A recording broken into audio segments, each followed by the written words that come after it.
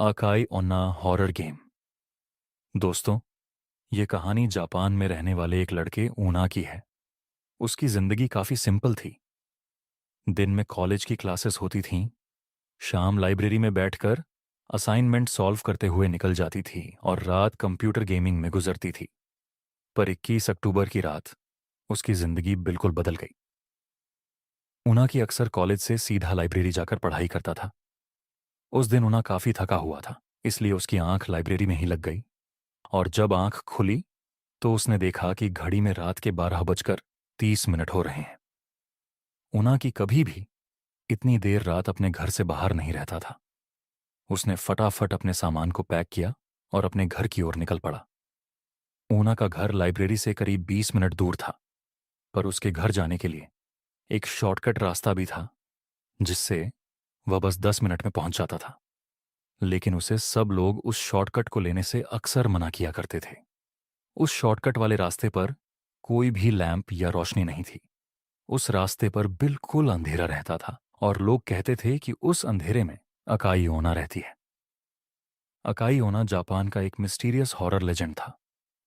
कहते हैं कि बहुत से लोगों को रात के अंधेरे में एक लाल रंग की ड्रेस में लड़की दिखाई देती है, और उस लड़की के चेहरे को अगर कोई देख लेता है तो वह लड़की उसके पीछे एक साया की तरह फंस जाती है। कई लोग या तो गायब हो गए या मरे हुए पाए गए। पर ऊना की अकाई ओना को बस एक हॉरर लेजेंड मानता था। और तो और, वह पहले भी कई बार उस शॉर्टकट से घर गया था और उसे कभी ऐसा कुछ नहीं मिला। पर यह पहली बार था जब इतनी रात हो चुकी थी। ऊनाकी को बहुत तेज नींद आ रही थी और वह बिना कुछ सोचे उसी शॉर्टकट वाले रास्ते पर चल पड़ा। शुरुआत में ऊना को उस रास्ते पर कुछ भी दिखाई नहीं दे रहा था, पर धीरे धीरे हल्की आसमान की रोशनी में उसे थोड़ा बहुत रास्ता दिखाई देने लगा। कुछ दूर चलते ही अचानक ऊनाकी को दीवार के पास एक औरत खड़ी दिखाई दी। उस औरत ने लाल रंग की ड्रेस पहनी हुई थी। ऊनाकी को अचानक से घबराहट होने लगी। वह उस औरत का चेहरा देख नहीं पा रहा था और वह बस चुपचाप एक जगह खड़ी थी। ऊनाकी को बहुत अजीब लगा कि इतनी रात में यह औरत क्यों दीवार के पास खड़ी है। और तो और, उसने एक लाल रंग की ड्रेस पहनी हुई थी। उसे एक पल के लिए लगने लगा कि अकाई ओना का लेजेंड कहीं सच तो नहीं। फिर भी ऊनाकी बिना कुछ बोले अपना सिर झुकाए आगे चलता रहा। लेकिन जैसे ही ऊनाकी उस औरत के पास से गुजरा, उससे रहा नहीं गया और उसने नजर उठाकर उस औरत के चेहरे को देख लिया और उसके होश उड़ गए। उस औरत का चेहरा भयानक था, इतना सफेद कि ऐसा लग रहा था कि वहां पर किसी औरत की लाश खड़ी हुई है। इतना अजीब चेहरा ऊनाकी ने आज तक नहीं देखा था। ऊनाकी उस औरत को देखकर बहुत डर गया और वहां से जल्दी से भाग गया। जैसे तैसे वह अपने घर पहुंचा। ऊनाकी ने जो देखा वह उसे भूल नहीं पा रहा था। उस औरत का चेहरा मानो उसके दिमाग के अंदर छप गया था। अगले दिन ऊनाकी अपनी उसी रूटीन के साथ जिंदगी जीने लगा, पर अब शाम होते ही उसके साथ कुछ अजीब होने लगा था। उसे ऐसा महसूस होता कि जैसे उसके आसपास कोई मौजूद है जो उस पर नजर गड़ाए बैठा हुआ है। ऐसी ही एक रात ऊनाकी अपने बिस्तर पर चादर ओढ़कर सो रहा था। तभी उसे ऐसा लगा कि जैसे किसी ने उसकी चादर को नीचे की तरफ से खींचा। ऊनाकी की नींद खुल गई। उसने सहमी नजरों से इधर उधर देखा तो उसे कुछ नहीं दिखा। पर तभी उसकी आंखों के सामने एक लाल परछाई तेजी से कमरे की खिड़की के बाहर चली गई। ऊनाकी को अपनी आंखों पर विश्वास नहीं हो रहा था। उसे लग रहा था कि वह पागल होता जा रहा है। उसने खुद को समझाया कि यह सब उसका वहम था और जबरदस्ती अपनी आंखें बंद करके छत की तरफ मुंह करके सो गया। कुछ देर तक सोने की कोशिश करने के बाद ऊनाकी ने बेचैनी में अपनी आंख खोली और फिर जो उसे दिखा वह इस दुनिया के ही परे था। उसके कमरे की छत पर बिस्तर के ठीक ऊपर वही लाल ड्रेस वाली लड़की दीवार से चिपकी हुई उसे घूर रही थी। ऊनाकी जोर से चीखा और वहीं उसकी नींद खुल गई। ऊनाकी को अब समझ आया कि वह असल में यह सब एक सपने में देख रहा था। उसका गला बुरी तरह सूख गया और पूरा शरीर पसीने पसीने में भीगा था। तभी वह उठकर पानी पीने लगा। पानी पीते हुए ऊनाकी की नजर अपने कमरे की खिड़की पर गई और उसके हाथ से पानी का गिलास छूट गया। खिड़की के ठीक बाहर वही लाल ड्रेस वाली औरत खड़ी थी और वह अपने उसी भयानक चेहरे से ऊनाकी को घूर रही थी। लेकिन उनाकी ने जैसे ही लाइट्स ऑन की तो उसने देखा कि खिड़की पर कोई नहीं था। दिन ब दिन ये सब इंसिडेंट्स बढ़ते जा रहे थे। उसे हर जगह अकाई ओना दिखने लगी थी।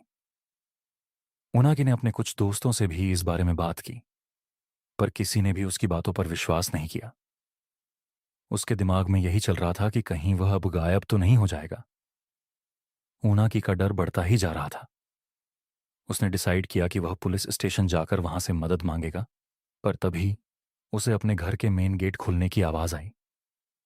उनाकी हिम्मत करके बाहर देखने गया तो उसने देखा कि उसके घर का दरवाजा पूरा खुला हुआ था और बाहर से तेज हवाएं अंदर आ रही थीं। उनाकी ने अपने एक दोस्त को सब कुछ बताने के लिए फोन मिलाया। वह बस अपने साथ हुए इंसिडेंट्स के बारे में बोलता चला गया।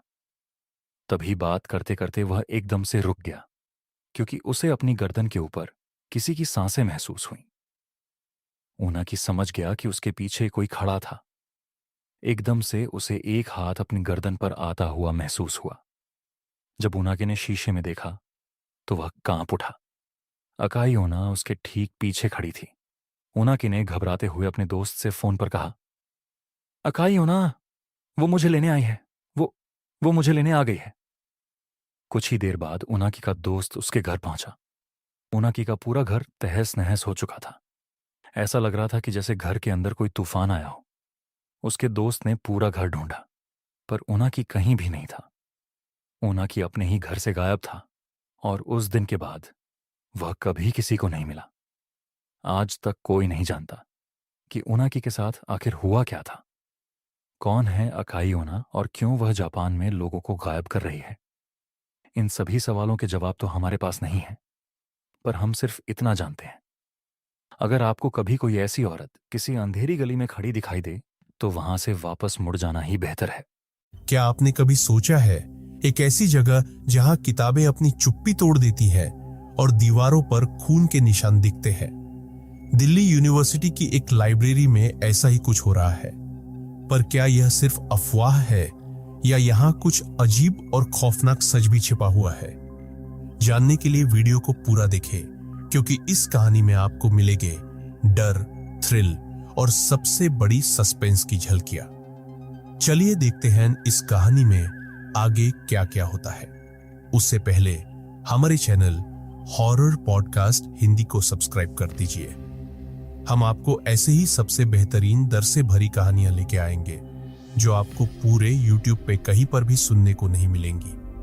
तो चलिए कहानी शुरू करते हैं। दिल्ली यूनिवर्सिटी का नाम सुनते ही दिमाग में एक समृद्ध इतिहास, ऊंचे शिक्षण स्तर और संस्कृति की विविधता का चित्र उभर आता है। पर इस यूनिवर्सिटी की इस पुरानी लाइब्रेरी के बारे में एक ऐसा पहलू है जिसे आमतौर पर चर्चा में नहीं लाया जाता। एक खौफनाक पहलू। यह कोई आम लाइब्रेरी नहीं है। इसके बारे में कई सालों से ऐसी रहस्यमयी कहानियां प्रचलित है जो हर सुनने वाले की रूह कंपा देती है।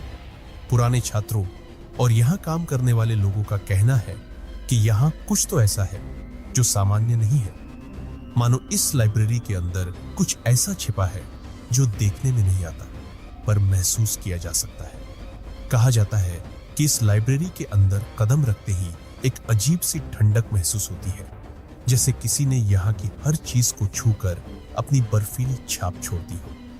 कई छात्रों का कहना है कि लाइब्रेरी में घुसते ही उनके रोंगटे खड़े हो जाते हैं और ऐसा लगता है जैसे उन पर कोई नजर रख रहा हो। कुछ लोग इसे बस एक आम खौफ मानते हैं, परंतु एक अजीब बात यह भी है कि इस लाइब्रेरी में जाने वाले कुछ लोगों के साथ ऐसी अजीब घटनाएं घटी है जिन्हें नजरअंदाज करना नामुमकिन है।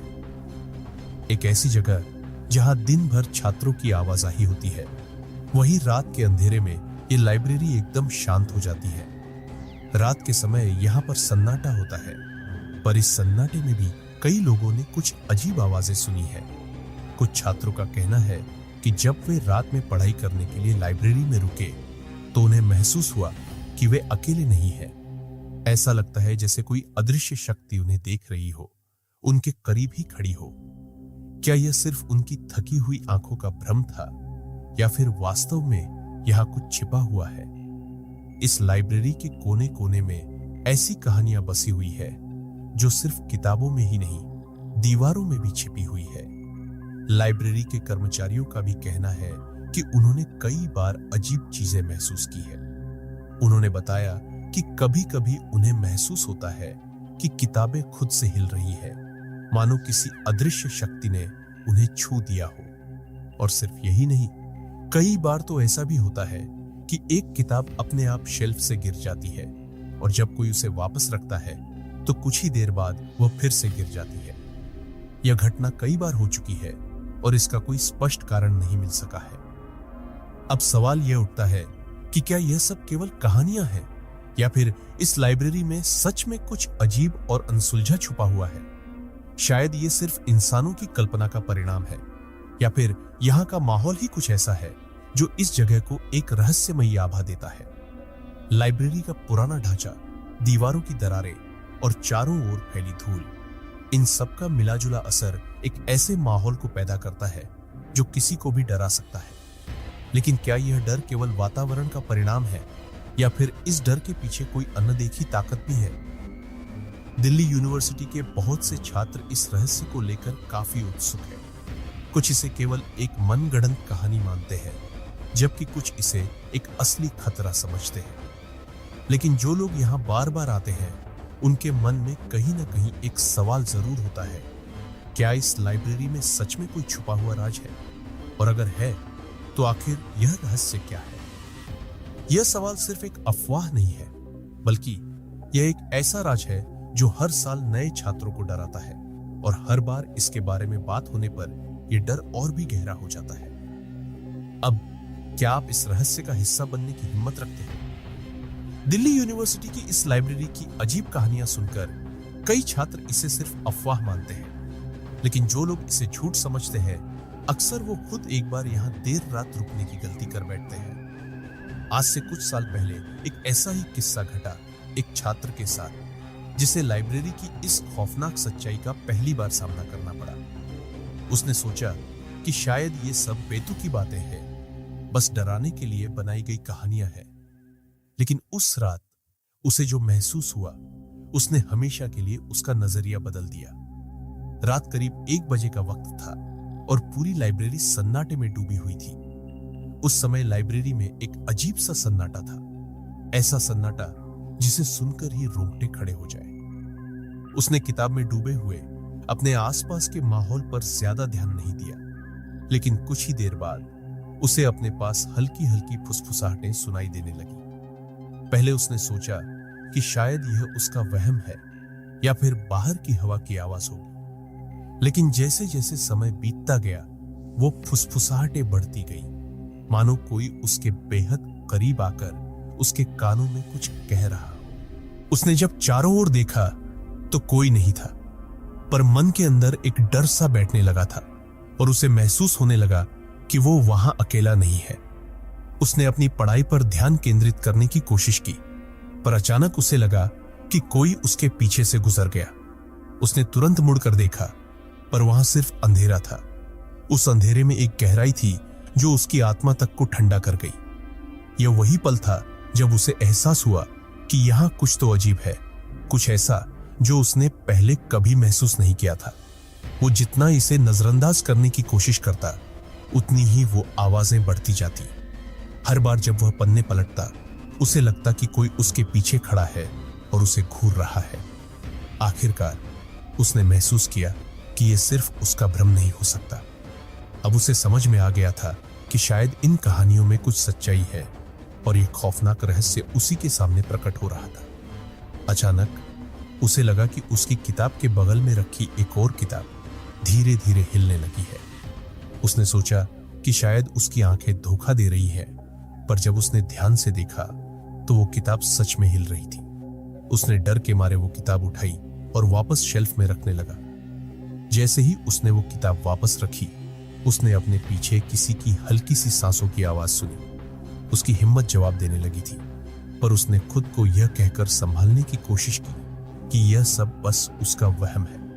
पर डर का असर ऐसा होता है कि इंसान जितना उससे भागना चाहे, वो उतना ही उसे घेर लेता है। उसने लाइब्रेरी से निकलने का फैसला किया, लेकिन जैसे ही वह दरवाजे की ओर बढ़ा, उसे लगा कि कदमों की आवाजें उसके पीछे पीछे चल रही है। हर कदम के साथ वो आवाजें और करीब आती गई, मानो कोई उसके बिल्कुल पीछे चल रहा हो। जैसे ही उसने दरवाजे का हैंडल पकड़ा, अचानक वो कदमों की आवाज बंद हो गई। उसने घबराकर पीछे मुड़कर देखा, पर वहां कुछ नहीं था, सिर्फ एक सन्नाटा जो उसकी चीखने की चाह को भी दबा रहा था। उस रात के बाद से वो छात्र कभी भी अकेले इस लाइब्रेरी में नहीं गया। उसने दोस्तों को यह कहानी बताई, पर किसी ने इस पर यकीन नहीं किया। कुछ लोगों ने इसे उसका भ्रम कहा, तो कुछ ने बस इसे मजाक में उड़ा दिया। पर जिसने भी इस लाइब्रेरी में रात बिताई है, वो जानता है कि यहाँ कुछ ऐसा है जो सिर्फ कहानियों तक सीमित नहीं है। दिल्ली यूनिवर्सिटी की इस लाइब्रेरी में सिर्फ अजीब घटनाएं और फुसफुसाहटें ही नहीं, बल्कि समय के साथ यहाँ कुछ ऐसी घटनाएं भी घटी है जिन्होंने कई सवाल खड़े कर दिए हैं। कई बार छात्रों और लाइब्रेरी कर्मचारियों ने ऐसी घटनाओं का सामना किया है जिनमें समय के साथ उनका संपर्क टूट जाता है। लाइब्रेरी के भीतर जाते हुए उन्होंने सोचा था कि वो बस कुछ ही घंटों के लिए अंदर रहेंगे, लेकिन जब बाहर निकले तो उन्हें एहसास हुआ कि कई घंटे नहीं, बल्कि कई दिनों का समय उनके हाथों से निकल चुका है। ऐसा ही एक वाकया हुआ एक छात्र के साथ, जिसने सोचा कि वह परीक्षा की तैयारी के लिए बस 1-2 घंटे लाइब्रेरी में बिताएगा। शाम के करीब 5 बजे का समय था जब वह लाइब्रेरी में घुसा था। अंदर पहुंचकर उसने ध्यान से पढ़ाई शुरू कर दी, पर कुछ ही देर बाद उसे लगा कि जैसे समय का कोई अस्तित्व ही नहीं है। चारों तरफ सन्नाटा, बस एक अजीब सी खामोशी जिसने मानो उसे पूरी तरह से घेर लिया। उसने घड़ी देखने की कोशिश की, पर घड़ी की सुइयां कहीं और ही रुकी हुई प्रतीत हो रही थी। पढ़ाई में व्यस्त रहने के बाद अचानक उसकी नजर फिर घड़ी पर पड़ी। उसे लग रहा था कि शायद 1 घंटा ही हुआ होगा, पर उसकी हैरानी तब और बढ़ गई जब उसने बाहर झांक कर देखा और आसमान में रात के तारे चमक रहे थे। उसे पहले लगा कि शायद उसे समय का अंदाजा गलत लगा होगा, पर जैसे ही उसने अपने फोन पर समय देखा, उसे एहसास हुआ कि वह लाइब्रेरी में पूरे 4 घंटे से भी अधिक समय से था। यह बात उसे अजीब लगी, क्योंकि उसे तो लगा था कि उसने बस कुछ ही मिनट पढ़ाई की होगी। वह मन ही मन इस घटना को भूलकर लाइब्रेरी से निकलने की कोशिश करने लगा, पर उसके कदमों ने जैसे उसका साथ छोड़ दिया। लाइब्रेरी के लंबे और संकरे रास्तों में उसे ऐसा लगा जैसे हर बार वह वहीं वापस पहुंच जाता है जहां से उसने चलना शुरू किया था। यह एक ऐसा अनुभव था जिसने उसकी समझ को चुनौती दी। समय और स्थान दोनों ही उसके लिए मानो धुंधले हो गए थे। हर कोने से उसे वही रहस्यमयी फुसफुसाहटें सुनाई देने लगी जो उसे एक अजीब सी दिशा में जाने के लिए प्रेरित कर रही थी। अंततः जैसे तैसे उसने लाइब्रेरी के दरवाजे तक पहुंचने में सफलता पाई। दरवाजा खोलते ही ठंडी हवा का एक झोंका उसके चेहरे से टकराया और उसे एक राहत का एहसास हुआ। लेकिन बाहर आकर जब उसने अपने दोस्तों से बात की तो उसे पता चला कि उसने लाइब्रेरी में लगभग एक पूरा दिन गुजार दिया था। यह सुनकर उसके होश उड़ गए, क्योंकि उसे लगा था कि वह बस कुछ ही घंटों के लिए अंदर था। दोस्तों ने उसकी हालत देखी और उसे समझ में नहीं आ रहा था कि उसने इतने लंबे समय तक वहां कैसे बिता दिया। ऐसी घटनाएं केवल एक बार नहीं हुई। कई छात्रों ने बताया है कि वे लाइब्रेरी में बस कुछ ही समय के लिए गए थे, पर जब बाहर निकले तो उन्हें एहसास हुआ कि उनके समय की धारणा पूरी तरह से गायब हो गई थी।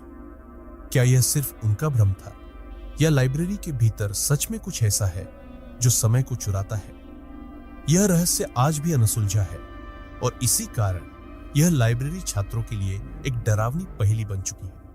आखिर इस लाइब्रेरी में ऐसा क्या है जो लोगों के समय को अपने अंदर समेट लेता है? क्या यहाँ कुछ अदृश्य शक्तियां हैं जो इस जगह को अपने काबू में किए हुए हैं, या फिर ये बस हमारी कल्पना का एक खेल है? पर हर बार जब कोई इस लाइब्रेरी में जाता है तो उसे अपनी कल्पना पर शक होने लगता है। इस लाइब्रेरी में कई बार केवल अजीब घटनाएं या समय के साथ खो जाने का एहसास ही नहीं, बल्कि अनजानी परछाइयों और भूतिया आकृतियों को देखने के किस्से भी सामने आए हैं। ये वही कहानियां हैं जिन्हें सुनकर दिल में डर की एक अजीब सी हलचल होती है। कई छात्रों और कर्मचारियों ने यहाँ ऐसी चीजें देखी है जिन्हें नजरअंदाज करना आसान नहीं था। ऐसी परछाइयां जो अचानक ही प्रकट होती है और फिर उतनी ही तेजी से गायब भी हो जाती है। और उनमें से कईयों ने यही दावा किया कि उन्होंने उस अदृश्य शक्ति को अपनी आंखों से देखा है। कहानी है एक छात्र की जो रात में लाइब्रेरी में पढ़ाई करने आया था। वह खुद को लाइब्रेरी के एक कोने में बैठा हुआ पाया, जहां चारों ओर बस किताबों का ढेर था और सन्नाटा था। वह खुद में खोया हुआ था, किताबों में डूबा हुआ, जब उसे एक हल्की आहट सुनाई दी। पहले उसने इस बात पर ध्यान नहीं दिया, लेकिन जब यह आहट दोबारा और फिर तीसरी बार सुनाई दी तो उसने अनमने मन से चारों ओर देखा, पर वहां कोई नहीं था। वह थोड़ा सहमा, लेकिन फिर उसने सोचा कि शायद यह उसकी थकावट की वजह से हो रहा है। उसने अपने ध्यान को फिर से पढ़ाई पर लगाने की कोशिश की, लेकिन कुछ ही पल बाद उसे महसूस हुआ कि उसके पास से कोई तेजी से गुजरा है। वह झट से मुड़कर पीछे देखने लगा और उसने देखा कि एक परछाई उसकी टेबल के पास से गुजर रही थी। यह कोई साधारण परछाई नहीं थी, वह बेहद धुंधली और धुंध से भरी हुई थी, पर उसमें मानो एक रूपरेखा थी, एक आकार जो इंसान की तरह लग रहा था। उसके रोंगटे खड़े हो गए और उसकी सांसें तेज हो गई। उस छात्र ने फौरन अपने आसपास देखने की कोशिश की, लेकिन वो परछाई कहीं गायब हो चुकी थी। यह घटना उसे असमंजस में डालने के लिए काफी थी। क्या उसने सच में किसी परछाई को देखा था, या यह बस उसका भ्रम था?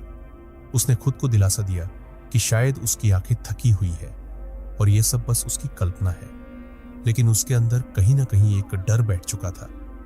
लेकिन कुछ ही देर बाद, जैसे ही वह पढ़ाई में वापस जाने की कोशिश कर रहा था, उसे अपनी पीठ के पीछे किसी के खड़े होने का एहसास हुआ। उसने उस डरावनी परछाई को फिर से महसूस किया।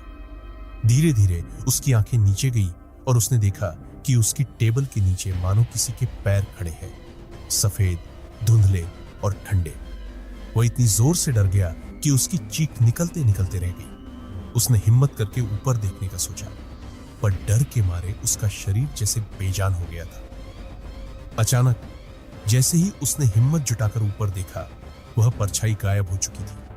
उसने खुद को यकीन दिलाने की कोशिश की कि वह सब कुछ बस उसका भ्रम था, लेकिन उसके साथ जो हुआ था वह इतना असली था कि उसे भूलना आसान नहीं था। बाद में जब उसने यह बात अपने दोस्तों को बताई तो उन्हें भी इस घटना पर भरोसा नहीं हुआ, परंतु लाइब्रेरी में जो कुछ उसने देखा और महसूस किया वो सिर्फ किसी डरावनी कहानी का हिस्सा नहीं था।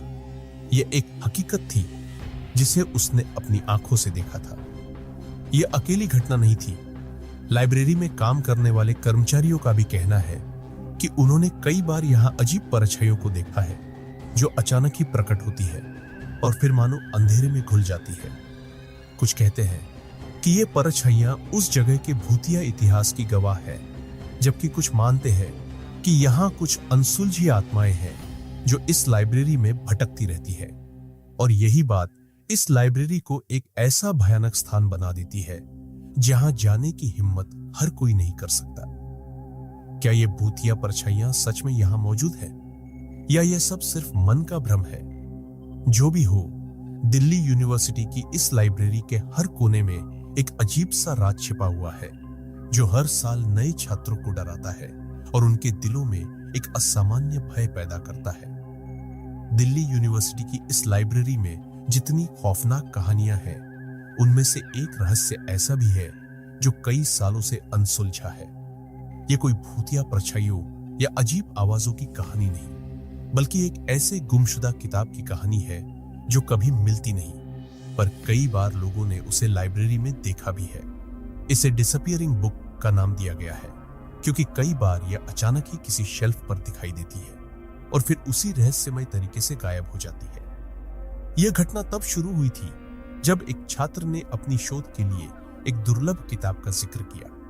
उसने सुना था कि लाइब्रेरी में वह किताब मौजूद है, पर जब वह उसे ढूंढने निकला तो पूरी लाइब्रेरी खंगालने के बाद भी वह उसे नहीं मिली। यह वही किताब थी जिसे उसने कई बार लिस्ट में देखा था, पर हर बार उसकी खोज अधूरी ही रह जाती। हर बार लाइब्रेरी के रजिस्टर में उस किताब का नाम मौजूद होता, पर जैसे ही उसे खोजने की कोशिश की जाती, वह किताब मानो हवा में घुल जाती। इस किताब की तलाश में कई छात्रों ने प्रयास किया और हर बार नतीजा वही रहा। पर खास बात यह थी कि इस किताब का नाम रजिस्टर में बार बार दर्ज होता। कई छात्रों का कहना था कि उन्होंने उस किताब को कभी कभी शेल्फ पर देखा भी है। उन्होंने उसका कवर उसकी धूल से भरी मोटी जिल्द को साफ देखा, लेकिन जैसे ही उसे निकालने की कोशिश की वो गायब हो गई, मानो वो कोई भूतिया किताब हो जो सिर्फ अपनी झलक दिखाने के लिए वहां थी। एक बार एक छात्रा ने बताया कि उसने उस किताब को एक शेल्फ पर देखा था। वह किताब इतनी पुरानी और धूल से ढकी हुई थी कि उसने सोचा शायद यही वो किताब है। जैसे ही उसने हाथ बढ़ाकर उसे पकड़ने की कोशिश की, वो किताब मानो उसके हाथों से छिटक कर कहीं अदृश्य हो गई। उसने यह किस्सा लाइब्रेरी के स्टाफ से साझा किया, पर किसी ने उसकी बात पर यकीन नहीं किया। आखिरकार एक पुरानी किताब अचानक कैसे गायब हो सकती है? इस किताब की घटना इतनी बार हो चुकी है कि अब यह एक किंवदंती बन चुकी है। कई बार लोगों ने यह किताब देखी, पर हर बार वह गायब हो गई। ऐसा लगता है कि इस किताब के पीछे कोई अज्ञात शक्ति काम कर रही है, जो इसे सामने तो लाती है, पर जैसे ही कोई इसे छूने की कोशिश करता है वह उसे गायब कर देती है। कुछ लोगों का मानना है कि यह कोई श्रापित किताब है जो लाइब्रेरी में अटकी हुई है और कभी किसी के हाथों में नहीं आती। अब यह बात भी कही जाती है कि इस किताब से जुड़ी कुछ ऐसी चीजें हैं जिन्हें समझ पाना मुश्किल है। लोग कहते हैं कि शायद इस किताब में कुछ ऐसा लिखा है जिसे कोई देख नहीं सकता, या शायद इसमें कुछ भयानक रहस्य छुपा हुआ है। जो भी हो, पर आज तक इस किताब की कहानी रहस्यमय ही बनी हुई है। कई लोग इसे लाइब्रेरी का भूतिया चेहरा मानते हैं, जो सिर्फ कुछ पल के लिए सामने आता है और फिर हमेशा के लिए गायब हो जाता है। यह कहानी अब लाइब्रेरी में आने वाले हर नए छात्र के बीच एक डरावना किस्सा बन चुकी है। हर साल कुछ छात्र इस किताब को ढूंढने का प्रयास करते हैं, पर हर बार उन्हें निराशा ही मिलती है। क्या यह सच में कोई भूतिया किताब है? क्या इसमें कोई अनदेखा रहस्य छिपा है, या फिर यह बस एक डराने वाली कहानी है जो समय के साथ एक पहेली बन गई है? जो भी हो, पर इस किताब की सच्चाई जानने का अब तक किसी के पास जवाब नहीं है, और शायद यही इस किताब की सबसे बड़ी डरावनी सच्चाई है। दिल्ली यूनिवर्सिटी की इस लाइब्रेरी में एक ऐसी जगह भी है जो बाकी लाइब्रेरी से अलग, बेहद अजीब और खौफनाक मानी जाती है। इस जगह को हॉन्टेड स्टडी डेस्क कहा जाता है।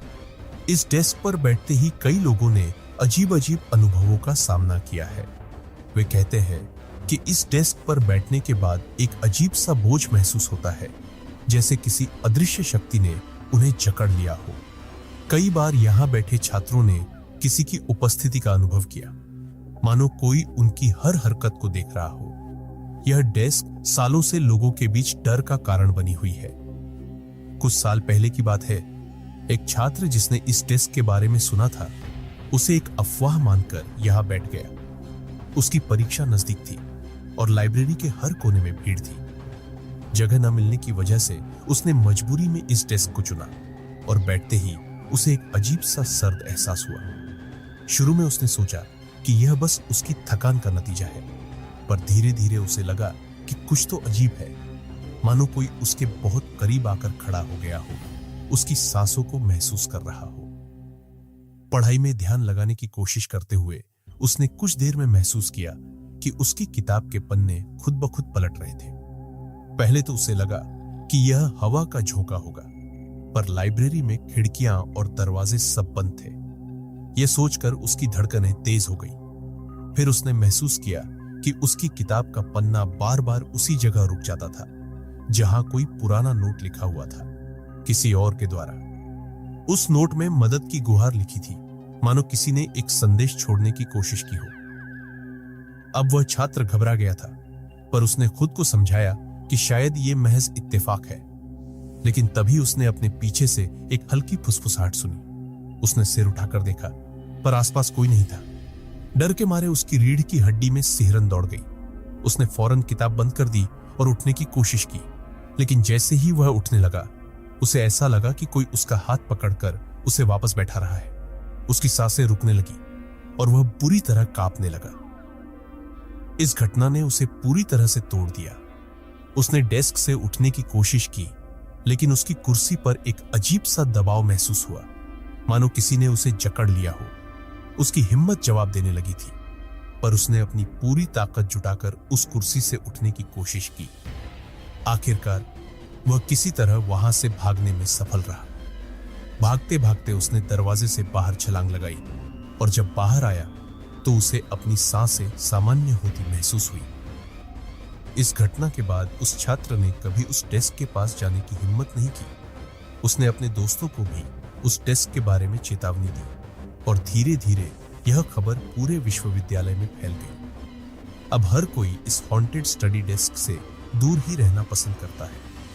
कहते हैं कि वहां बैठने वाला व्यक्ति एक अजीब सा डरावना अनुभव महसूस करता है जो उसे हमेशा के लिए याद रह जाता है। यह डेस्क सिर्फ एक फर्नीचर नहीं बल्कि एक ऐसा रहस्य है जो डर और अनिश्चितता से भरा हुआ है। क्या इस डेस्क पर सच में किसी अदृश्य शक्ति का कब्जा है?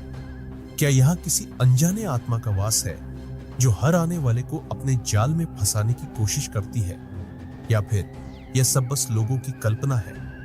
जो भी हो, इस डेस्क की सच्चाई अब भी अनसुलझी है और इसी रहस्य ने इस लाइब्रेरी को एक ऐसा खौफनाक स्थल बना दिया है जहां जाने की हिम्मत हर किसी में नहीं होती। शायद आप भी इस डेस्क पर बैठने की हिम्मत न करें।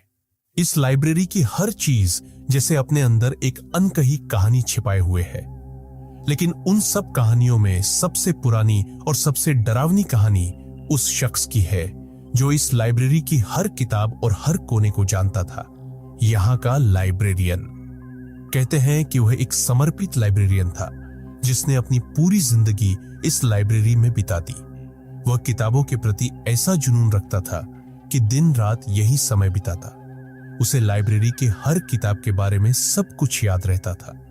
लेकिन दुर्भाग्यवश एक दिन उसकी अचानक मृत्यु हो गई और उसके जाने के बाद से ही लाइब्रेरी में अजीब घटनाएं शुरू हो गई। कहते हैं कि लाइब्रेरियन की आत्मा अब भी इस लाइब्रेरी में भटकती है। कई लोगों का मानना है कि उसकी आत्मा यहाँ की किताबों और इस जगह की रखवाली करती है। कुछ लोगों का यह भी कहना है कि उसने कभी इस लाइब्रेरी को छोड़ने का इरादा नहीं किया था और इसलिए वह अपनी मृत्यु के बाद भी यहाँ पर मौजूद है। लोग उसकी परछाई को अक्सर लाइब्रेरी की किताबों के पास घूमते हुए देखते हैं, जैसे वो अभी भी किताबों का ध्यान रख रहा हो। एक रात जब एक असिस्टेंट लाइब्रेरियन देर रात तक काम कर रहा था, उसे ऐसा लगा जैसे कोई उसके पीछे चल रहा है।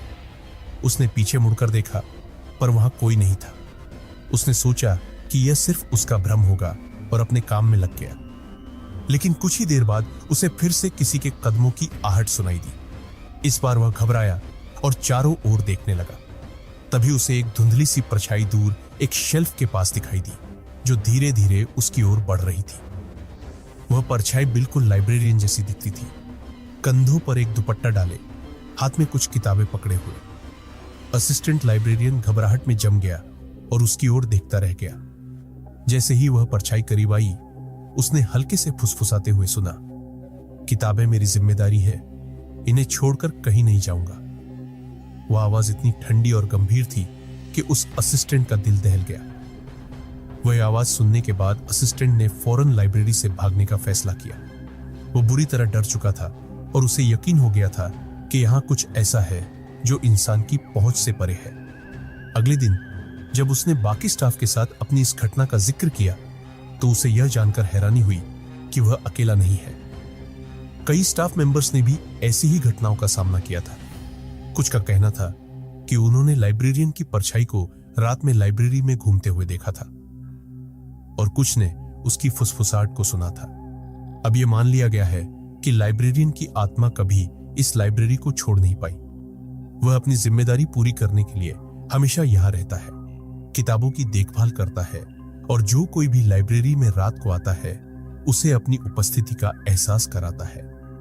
यह सोचकर ही रोंगटे खड़े हो जाते हैं कि एक ऐसा शख्स जो इस लाइब्रेरी से इतना जुड़ा हुआ था, वो मरने के बाद भी यहां मौजूद है। शायद उसके जाने के बाद भी उसका जुनून उसकी आत्मा को बांध कर रखे हुए है। तो अब सवाल यह है, क्या आप इस लाइब्रेरी में अकेले रात बिताने की हिम्मत करेंगे? क्या आप इस लाइब्रेरी के उन खौफनाक रहस्यों का सामना करने की हिम्मत करेंगे जिन्हें खुद इस लाइब्रेरियन की आत्मा भी छोड़ने को तैयार नहीं है? दिल्ली यूनिवर्सिटी की इस लाइब्रेरी में अगर कभी रात बिताने का मौका मिले तो याद रखिएगा, यहां अकेले रहना उतना आसान नहीं जितना लगता है। दिल्ली यूनिवर्सिटी की इस लाइब्रेरी के ऊपर के हिस्से ही नहीं, बल्कि इसके बेसमेंट को भी लेकर कई डरावनी कहानियां हैं। बेसमेंट को हमेशा ताले में रखा जाता है और बहुत कम लोग हैं जिन्होंने इसे अंदर से देखा है। कहा जाता है कि इस बेसमेंट में एक रहस्यमय परछाई है जिसे कई बार लोगों ने वहां महसूस किया है। परछाई इतनी सघन और ठंडी होती है कि आसपास का तापमान अचानक गिर जाता है और जो कोई भी यहां रात में गया उसने इस अजीबोगरीब अनुभव का सामना किया। कई साल पहले एक जिज्ञासु छात्र ने इस बेसमेंट के बारे में सुना था और उसने यह तय किया कि वह इस रहस्य को खुद अपनी आंखों से देखेगा। एक रात जब लाइब्रेरी बंद हो चुकी थी और हर तरफ सन्नाटा था, वह बेसमेंट का ताला खोलकर अंदर गया। शुरुआत में उसे कुछ असामान्य नहीं लगा, बस पुरानी किताबें, धूल से ढके शेल्फ और ठंडे कमरे।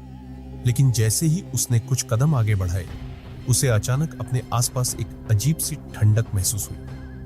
बेसमेंट में वह इधर उधर किताबें देख रहा था कि अचानक उसकी नजर सामने एक परछाई पर पड़ी।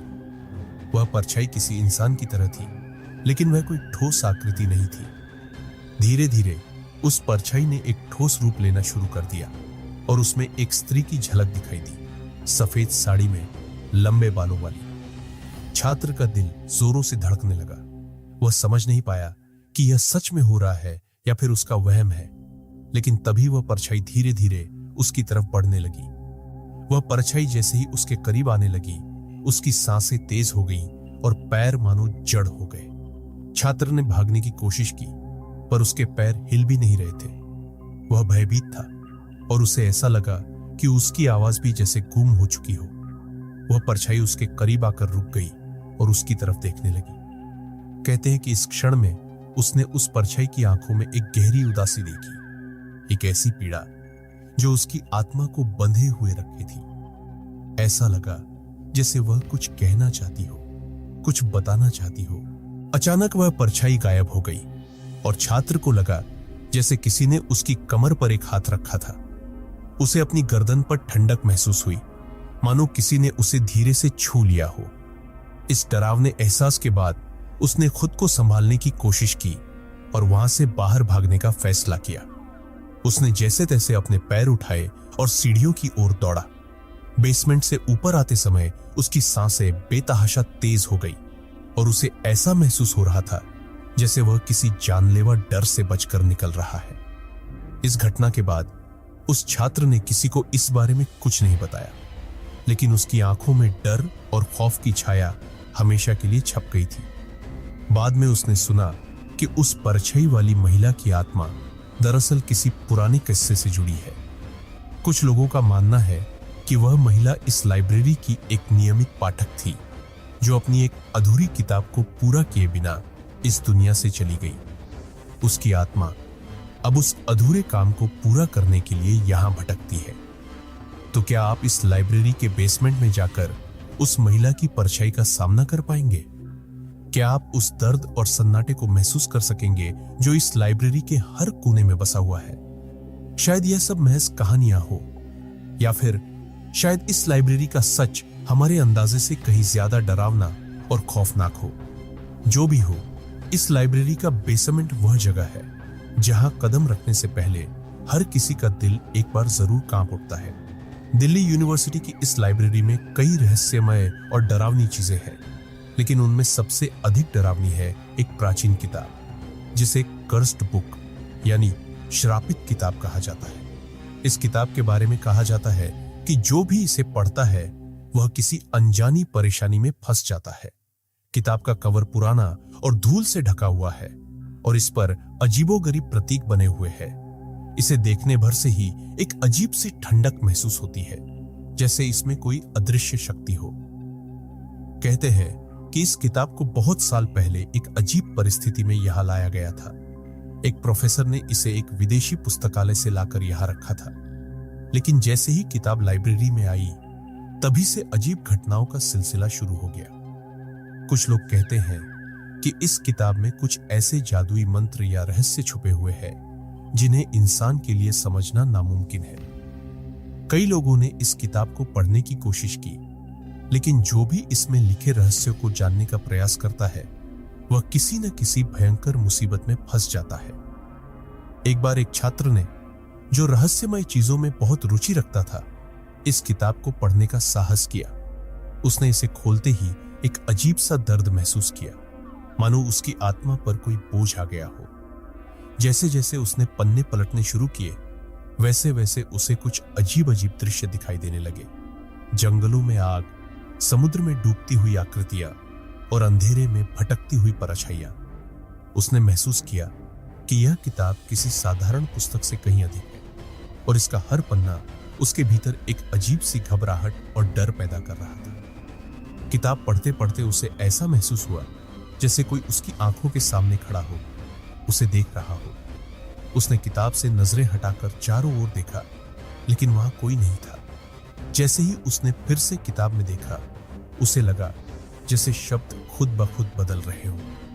कुछ शब्द उसकी खुद की जिंदगी से जुड़े हुए थे, मानो किसी ने उसकी जिंदगी के राज उसमें लिख दिए हों। वह डर के मारे किताब को बंद करना चाहता था, लेकिन ऐसा करने की हिम्मत नहीं जुटा पा रहा था, मानो कोई अदृश्य शक्ति उसे किताब पढ़ने पर मजबूर कर रही हो। अचानक उसे ऐसा महसूस हुआ कि उसके कानों में कोई फुसफुसा रहा है, एक धीमी ठंडी आवाज जो बार बार उसका नाम ले रही थी। यह सब उसे पागल कर देने के लिए काफी था।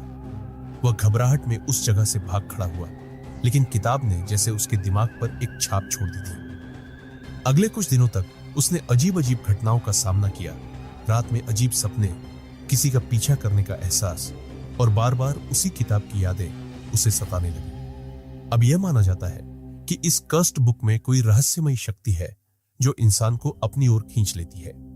जो भी इसे पढ़ने की कोशिश करता है, वह किसी न किसी भयंकर अनुभव का शिकार होता है। यह किताब लाइब्रेरी में धूल से ढकी रहती है, पर जैसे ही कोई इसे हाथ में लेता है, उसके लिए मुश्किलों का सिलसिला शुरू हो जाता है। क्या आप इस किताब को पढ़ने की हिम्मत करेंगे? क्या आप उस डर और अनजाने खतरे का सामना कर सकेंगे जो इस किताब में छिपा हुआ है? यह एक ऐसा सवाल है जिसका जवाब हर कोई जानना चाहता है, पर कोई भी इस किताब को पढ़ने की हिम्मत नहीं करता। दिल्ली यूनिवर्सिटी की इस लाइब्रेरी में हर कोने में एक ऐसा रहस्य बसा हुआ है जिसे आज तक कोई नहीं सुलझा पाया। प्रोफेसरों, छात्रों और कर्मचारियों के अनुभवों ने इसे एक ऐसा स्थान बना दिया है जहां लोग खौफ से कदम रखते हैं। किताबों के बीच छुपी परछाइयां, बेसमेंट में भटकती आत्मा और वह कर्स्ड बुक, ये सब कुछ ऐसा है जो किसी की भी हिम्मत को हिलाकर रख सकता है। कई लोगों ने इस लाइब्रेरी की घटनाओं को महज एक अफवाह समझकर नजरअंदाज किया, लेकिन जो भी इस जगह की हकीकत जानता है, वह जानता है कि यह जगह किसी रहस्यमयी ताकत से घिरी हुई है।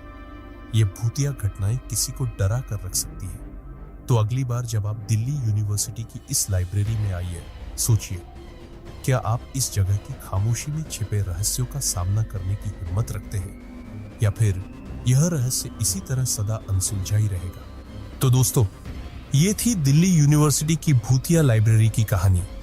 क्या आप भी कभी यहां जाकर इस रहस्य का हिस्सा बनना चाहेंगे? हमें कमेंट्स में जरूर बताएं।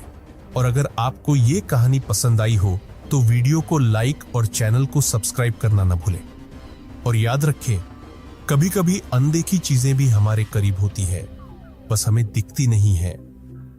आपने यहां तक वीडियो देखा। Smile, real horror story. आशी अभी अभी कॉलेज के लिए उत्तराखंड छोड़कर दिल्ली एक नए फ्लैट में रहने के लिए आई थी। उसे अपने कॉलेज से कुछ आधा घंटा दूर एक फ्लैट मिला।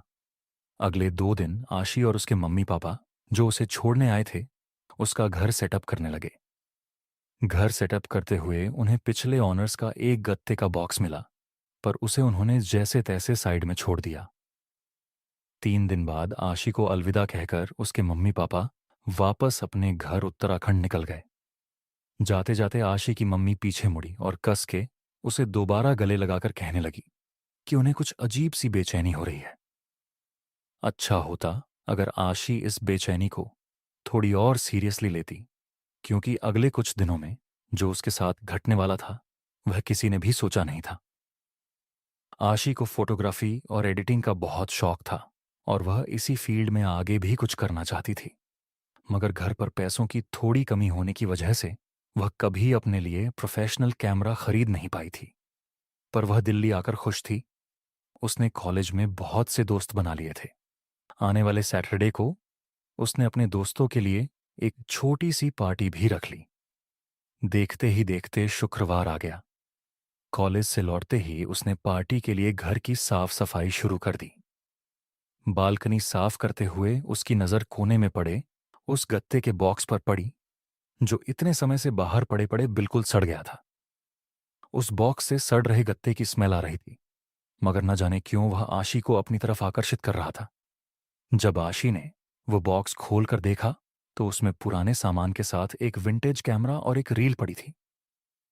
आशी यह देख बहुत खुश हो गई और उसने झट से वह कैमरा खोलकर पुरानी रील हटाई और नई रील भर उससे फोटो खींचनी शुरू कर दी।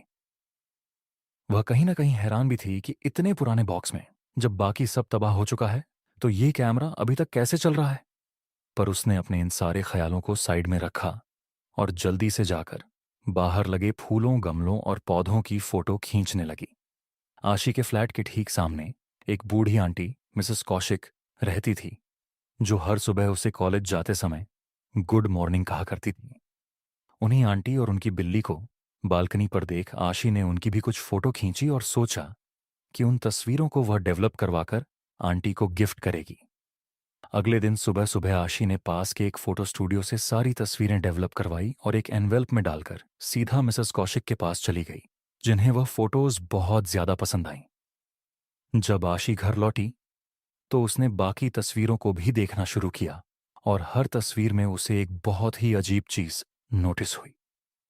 उस कैमरे से ली गई हर तस्वीर के बैकग्राउंड में कहीं ना कहीं एक बहुत ही धुंधला सा साया था, जिसके मुंह पर एक मुस्कान थी। उन फोटोज को देखते देखते आशी उनमें कहीं खो सी गई। उसे ऐसा लगने लगा कि जैसे उस साये की मुस्कान धीरे धीरे हर तस्वीर में बढ़ती जा रही है और हर दूसरी तस्वीर में वो कैमरे के करीब आता जा रहा है। तभी अचानक आशी के घर की घंटी बजी। जब आशी ने दरवाजा खोला तो वहां उसके दोस्त खड़े थे। सैटरडे आ चुका था और उसके दोस्त हाउस पार्टी के लिए पहुंच गए थे। पर आशी को अपनी तबीयत थोड़ी खराब लग रही थी, इसलिए उसने पार्टी कैंसिल कर दी और अपने फ्रेंड्स को वापस भेज दिया। जब वह अपने कमरे में वापस आई तो उसका ध्यान फिर से उस कैमरे पर गया। आशी ने इस बार उस कैमरे से खुद की शीशे में थोड़ी तस्वीरें खींची। तभी अचानक उस शीशे पर एक क्रैक बनने लगा। यह देखकर आशी के हाथ से वह कैमरा छूट गया। आशी जैसे ही पीछे मुड़ी, उसे खुद की रिफ्लेक्शन शीशे में दिख रही थी, मगर उस रिफ्लेक्शन में उसके हाथ में कैमरा अभी भी था और उसके मुंह पर वैसे ही भयानक स्माइल थी, जिसे देखकर वह बहुत जोर से चिल्लाई और वहां रखी चेयर से टकराकर नीचे गिर गई। जब वह उठी तो वो शीशा बिल्कुल नॉर्मल था, बस उस पर एक क्रैक था। उसे लगा यह सब उसका भ्रम है, इसलिए वह चुपचाप जाकर सो गई। 2 दिन बाद आशी किताबें पढ़ते पढ़ते अपने लिविंग रूम में ही दोपहर में आंख लग गई और रात को उसकी नींद 3 बजे खुली। आशी ने अपनी किताबें समेटी और अपने कमरे की ओर जाने लगी, मगर ड्राइंग रूम की खिड़की से उसने अपने सामने जो देखा उसे देखकर आशी के होश उड़ गए। मिसेस कौशिक अपनी बालकनी पर खड़ी थी, लेकिन उनके चेहरे पर एक बहुत बड़ी मुस्कान थी, बिल्कुल वैसी ही जैसे उसकी बाकी तस्वीरों में थी।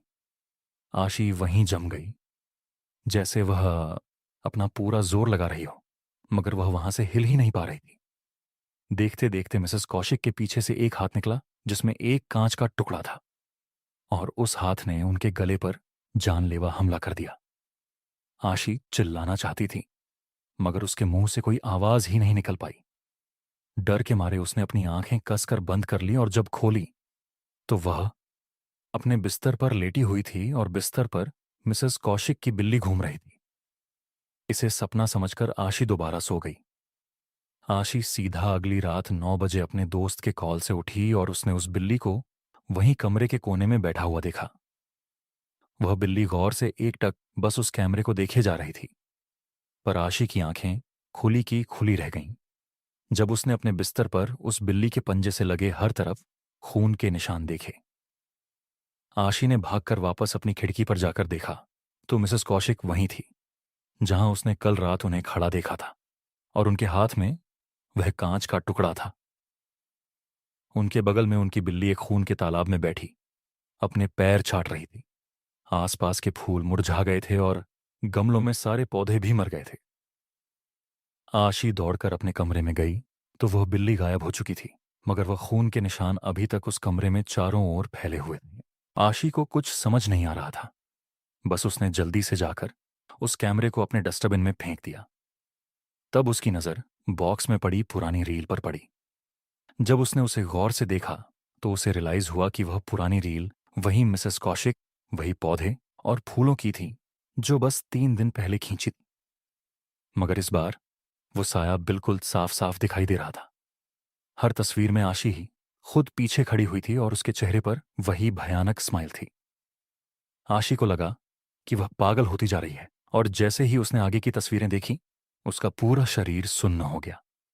आगे की तस्वीरें आशी की ही थीं, कई उसके बचपन की, कई उसके स्कूल की, और हर तस्वीर में वो साया आशी के बिल्कुल पीछे खड़ा था, उसे अपनी डरावनी मुस्कान के साथ देखता हुआ। एकदम से पीछे डस्टबिन में पड़े कैमरा से एक क्लिक की आवाज आई, मगर पीछे कुछ भी नहीं था। और तब आशी ने उस रील की आखिरी तस्वीर देखी, और वह आखिरी तस्वीर भी आशी की थी, ड्राइंग रूम में हाथ में रील लिए डमिन में से खींची हुई फोटो। मगर उस फोटो की सबसे डरावनी बात यह थी कि फोटो में आशी के बिल्कुल सामने मिसेस कौशिक और बहुत सारे ऐसे ही लोग एक लंबी भयानक स्माइल के साथ खड़े थे। कांपते कांपते आशी ने ऊपर देखा तो वही साया आशी के ठीक सामने आकर जोर से चिल्लाया, स्माइल! उस रात के बाद से आशी कॉलेज नहीं आई, ना ही वह किसी का फोन उठा रही थी। चिंता में अगले ही दिन उसके दोस्त फ्लैट के एजेंट के साथ अंदर घुस गए, मगर वहां कोई नहीं था, बस ढेर सारा सामान, और सामान के बिल्कुल बीच एक विंटेज कैमरा और एक रील जो आशी के मम्मी पापा आशी के सामान के साथ अपने साथ ले गए। कई महीनों तक आशी का कुछ पता नहीं चला, लेकिन एक दिन आशी के छोटे भाई ने भी कैमरा उठाया और उसने भी अपने घर के बाहर पेड़ की फोटो खींची जो 3 दिन बाद पूरी तरह से सड़ गया। जब उसके छोटे भाई ने वह फोटो डेवलप कराई तो उसे दिखा कि उस पेड़ के पीछे आशी खड़ी थी। फिर भूत बंगला। बिरजू दिल्ली का रहने वाला 21 साल का एक साधारण सा लड़का था। बिरजू को पहाड़ बहुत पसंद थे और सबसे ज्यादा खुशी देते थे, इसीलिए वह हर महीने कम से कम एक बार पहाड़ों में घूमने आ जाता था। इस बार वह अपने पहाड़ी दोस्त समीर के साथ मसूरी घूमने आया था। मसूरी के आसपास के एरिया में घूमते हुए वो लोग राधा भवन के किले के पास पहुंच गए। बिरजू की नजर जैसे ही इस अंधेरे हुए किले पर पड़ी, वह बस वहीं रुककर उसे देखने लगा। बिरजू उस किले के अंदर जाने की जिद करने लगा, पर तभी उसके दोस्त समीर ने उसका हाथ पकड़ लिया। अब पहाड़ों में रहने वाला समीर राधा भवन के बारे में कुछ ऐसा जानता था जो बिरजू को नहीं पता था। समीर ने अपने घर वालों से राधा भवन के बारे में कुछ बातें सुनी थीं। सुना था कि राधा भवन कोई मामूली किला नहीं है, बल्कि एक भूतिया किला है। बिरजू इन सब चीजों में नहीं मानता था। उसका मानना था कि भूत प्रेत या पैरानॉर्मल जैसी कोई चीज होती ही नहीं। पर समीर बार बार उसे अंदर जाने से मना कर रहा था। अब इन्हीं बातों के बीच वहां से मसूरी के कुछ लोकल्स गुजर रहे थे। उन्होंने जब उन 2 लड़कों को आपस में बहस करते हुए देखा तो उनके पास आ गए। जैसे ही उन लोकल्स को पता चला कि बिरजू राधा भवन के अंदर जाने की जिद कर रहा है, तो सभी के चेहरों का रंग उड़ गया। फिर उन्होंने बताया कि वहां की कहानी क्या है। उन्होंने बताया कि 1877 में बने इस राधा भवन की अपनी ही एक कहानी है।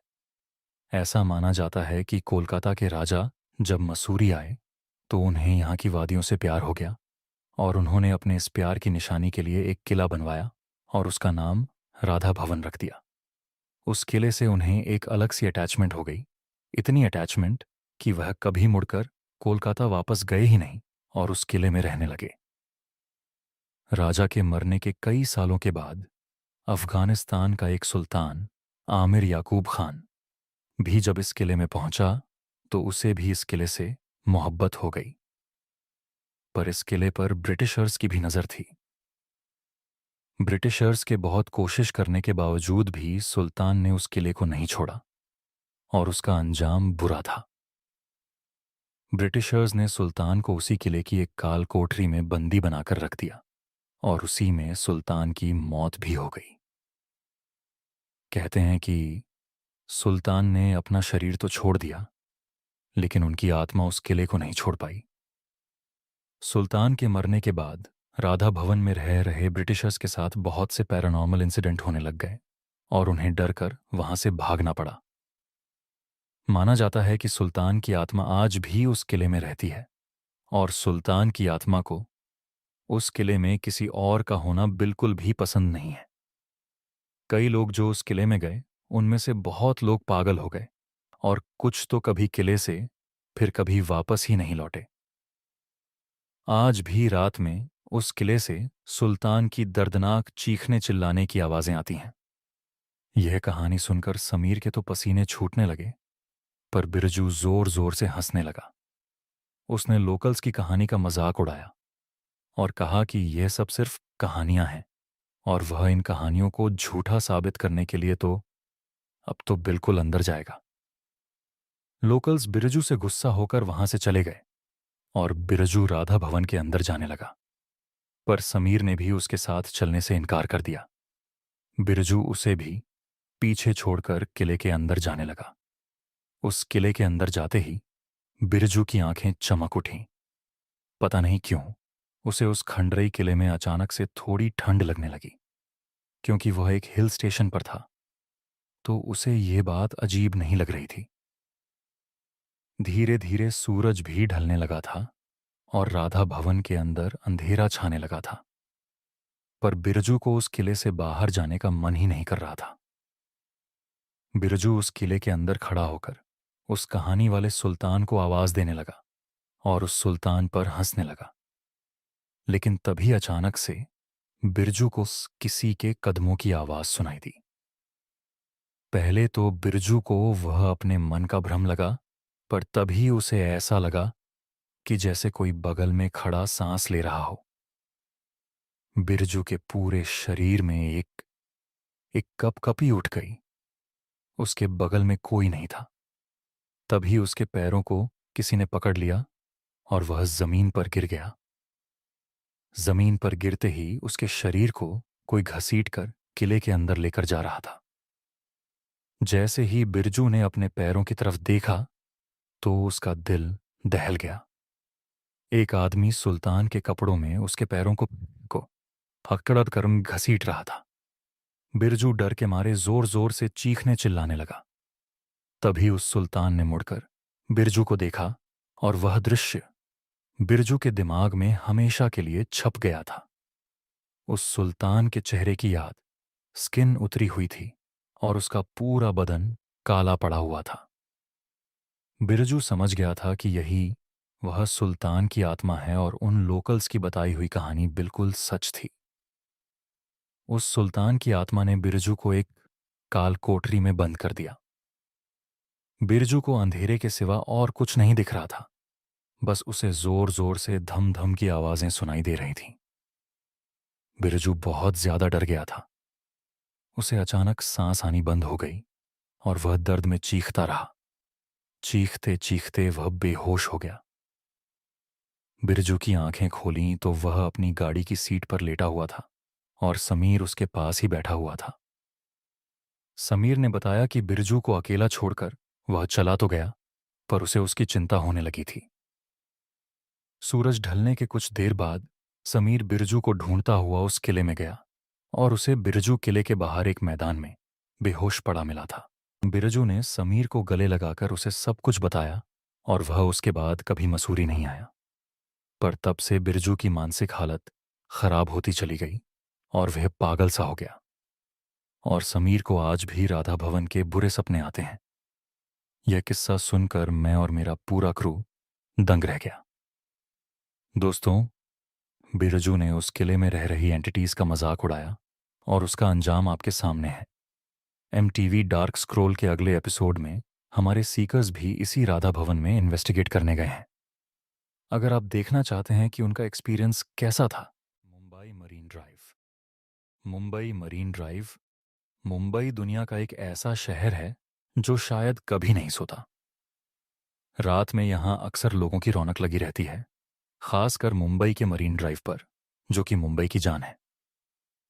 रात के अंधेरे में कई लोग यहां आते हैं और कभी न खत्म होने वाले समुद्र के दृश्य का आनंद लेते हैं।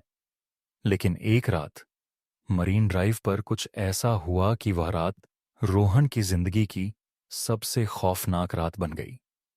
रोहन का ऑफिस मरीन ड्राइव के पास था और रोहन लगभग हर शाम ऑफिस के बाद कुछ देर मरीन ड्राइव पर सैर करने जाता था।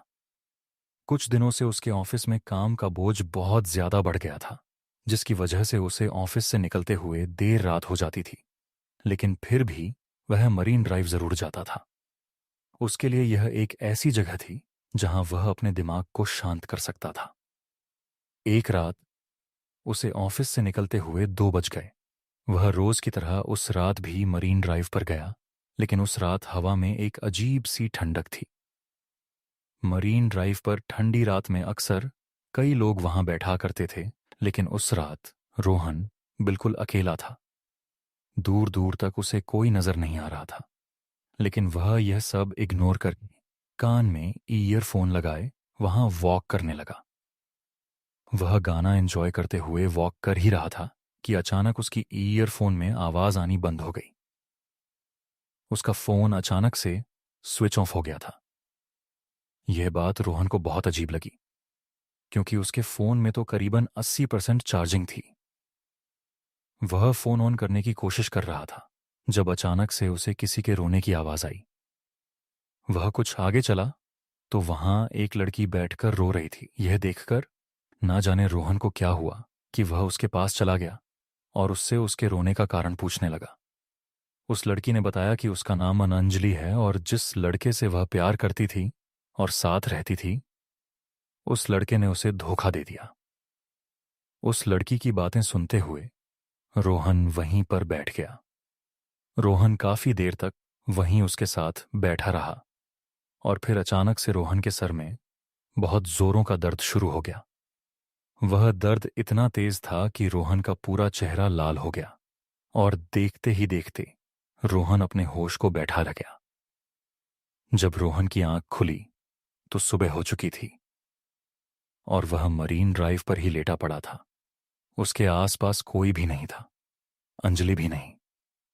उसे कुछ समझ नहीं आया, क्योंकि आखिरी चीज जो उसे याद थी वह यह थी कि वह अंजलि के साथ मरीन ड्राइव पर बैठा बातें कर रहा था। अगली रात रोहन ऑफिस के बाद सीधा मरीन ड्राइव पर पहुंच गया और वहां अंजलि को ढूंढने लगा। काफी देर बाद, करीब रात के 3 बजे, उसे अंजलि एक कोने में बैठी मिली। जब रोहन ने पिछली रात के बारे में अंजलि से पूछा तो अंजलि ने कहा कि रोहन बहुत थक गया था और वह वहीं पर सो गया। रोहन को भी लगा कि शायद सच में उसकी मरीन ड्राइव पर आंख लग गई होगी। रोहन और अंजलि फिर से बातें करने लगे, लेकिन फिर कुछ देर बाद रोहन के सर में दर्द होने लगा और वह फिर से बेहोश हो गया। जब वह उठा तो वह फिर से मरीन ड्राइव पर लेटा हुआ था। रोहन को फिर कुछ समझ नहीं आया, लेकिन अब रोहन के दिमाग में सिर्फ अंजलि चल रही थी। वह अंजलि का दीवाना सा हो गया था, इतना दीवाना कि वह रोज देर रात मरीन ड्राइव पर अंजलि से मिलता और बातें करते करते बेहोश हो जाता। रोज सुबह उसकी मरीन ड्राइव पर लेटे हुए ही आंख खुलती। धीरे धीरे रोहन बहुत कमजोर होने लगा था। उसकी तबीयत बहुत ढीली रहने लगी थी। एक रात ऑफिस में रोहन के एक दोस्त ने उसकी हालत देख के पूछा कि क्या वह ठीक है।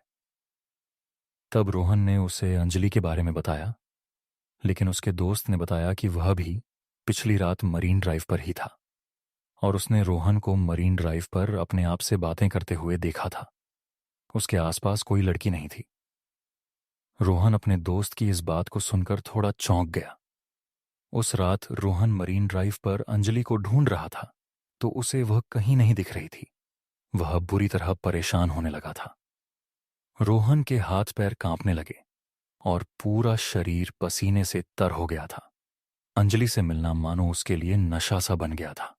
रोहन अंजलि को ढूंढने के लिए मरीन ड्राइव की बाउंड्री वॉल के ऊपर चढ़ गया और अंजलि को आवाज देने लगा। और तभी अचानक उसे ऐसा लगा कि जैसे समुंदर से कोई काला साया निकला हो और उसके शरीर के आर पार हो गया हो। लेकिन इससे पहले कि रोहन कुछ सोचता, उसे अंजलि की आवाज आई। वह रोहन को अपने पास बुला रही थी। रोहन पीछे मुड़ा तो अंजलि उसे वहीं खड़ी मिली। रोहन फिर से अंजलि के पास जाकर बैठ गया। रोहन को उसके ऑफिस कलीग की बात बार बार परेशान कर रही थी, इसलिए उसने सोचा कि वह अंजलि के साथ एक फोटो खींचेगा। उसने अपना फोन निकाला और अंजलि के साथ फोटो खींचने लगा।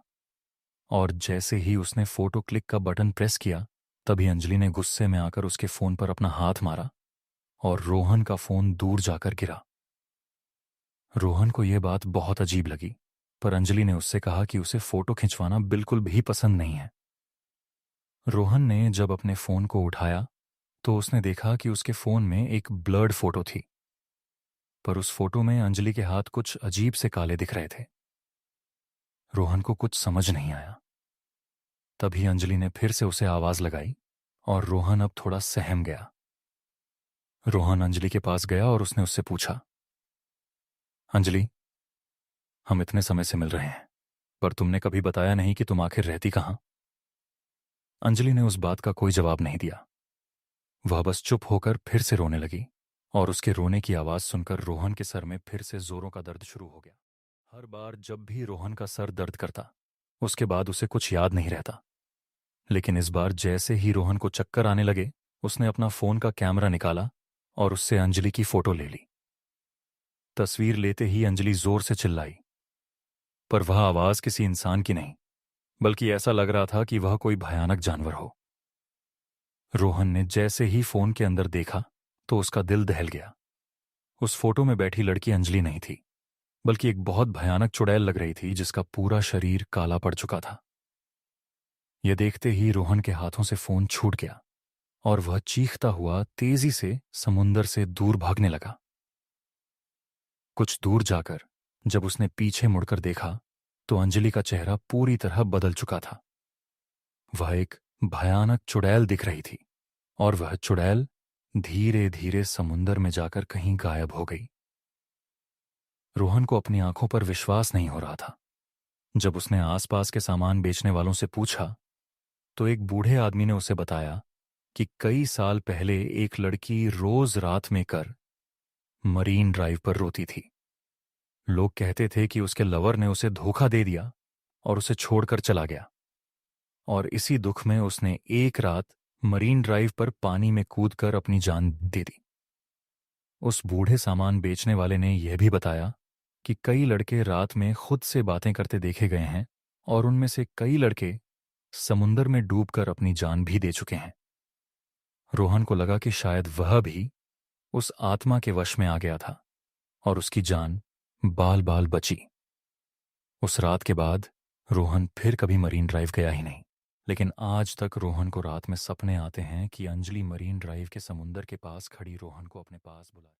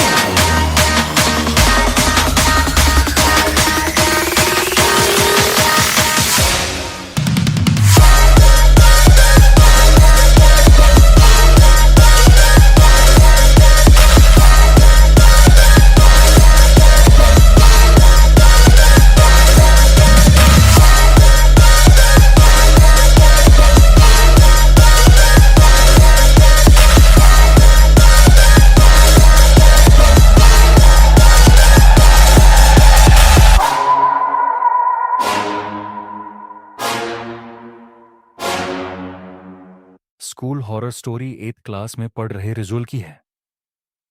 वैसे उसे पढ़ने लिखने का ज्यादा शौक नहीं था, पर रोज एक पीरियड को वह बहुत ही शिद्दत से अटेंड करता था। वेंकट सर का पीरियड। वेंकट सर रिजुअल की क्लास को मैथ्स पढ़ाते थे और रिजुअल के सबसे फेवरेट टीचर भी थे।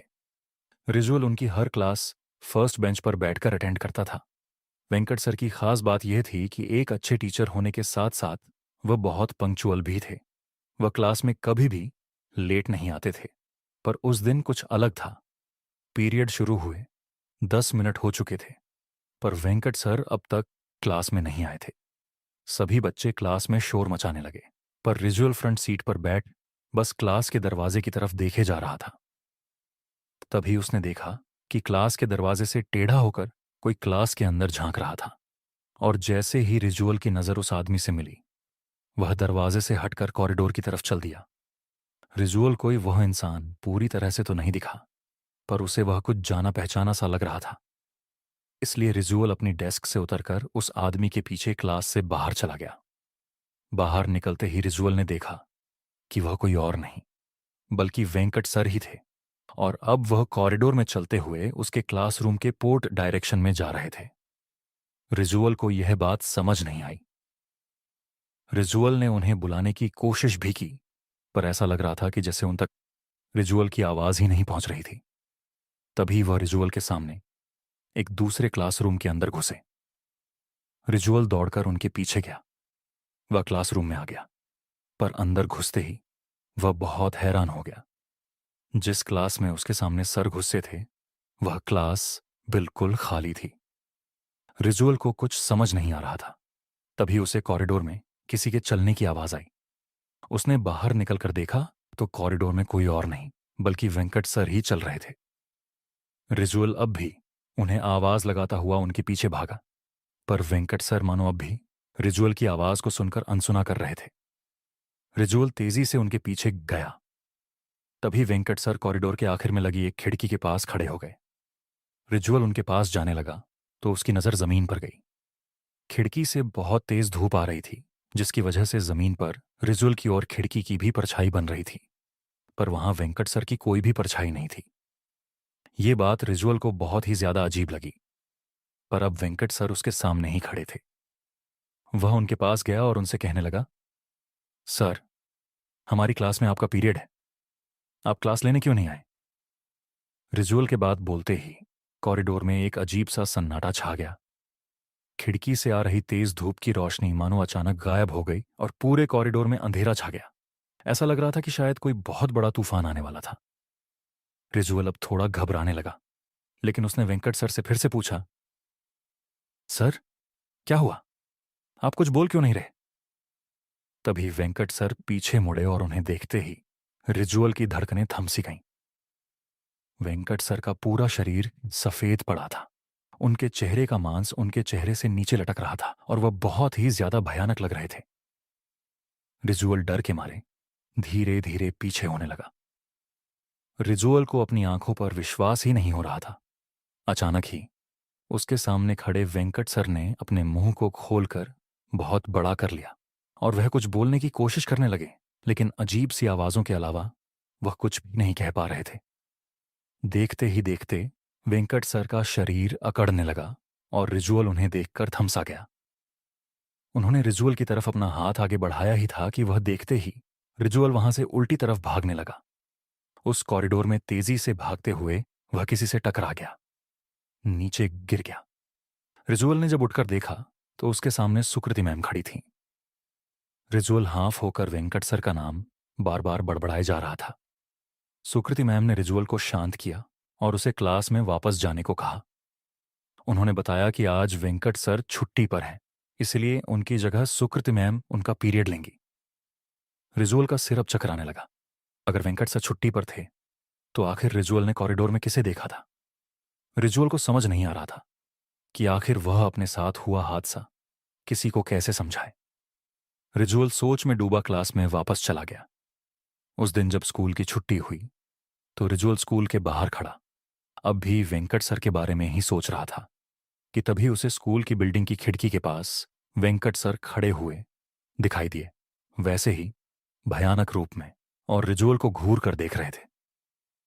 उन्हें देख इस बार रिजुअल की चीख ही निकल गई और उसने अपने साथ में खड़े दोस्त अंश को उस खिड़की की ओर देखने को कहा, पर अंश को वहां कुछ नहीं दिखा। रिजुअल ने डर के मारे अपनी आंखें बंद कर लीं। कुछ सेकंड्स बाद जब उसने अपनी आंखें खोलीं तो उस खिड़की पर अब वेंकट सर नहीं खड़े थे। डर से झुंझलाया रिजुअल घर चला गया। उसने अपने पेरेंट्स से वह बात शेयर की, पर उन्हें रिजुअल की बात का विश्वास नहीं हुआ। उस हादसे को 3 दिन बीत गए। ना ही वेंकट सर स्कूल में क्लास लेने आए और ना ही रिजुअल को वह दोबारा दिखाई दिए।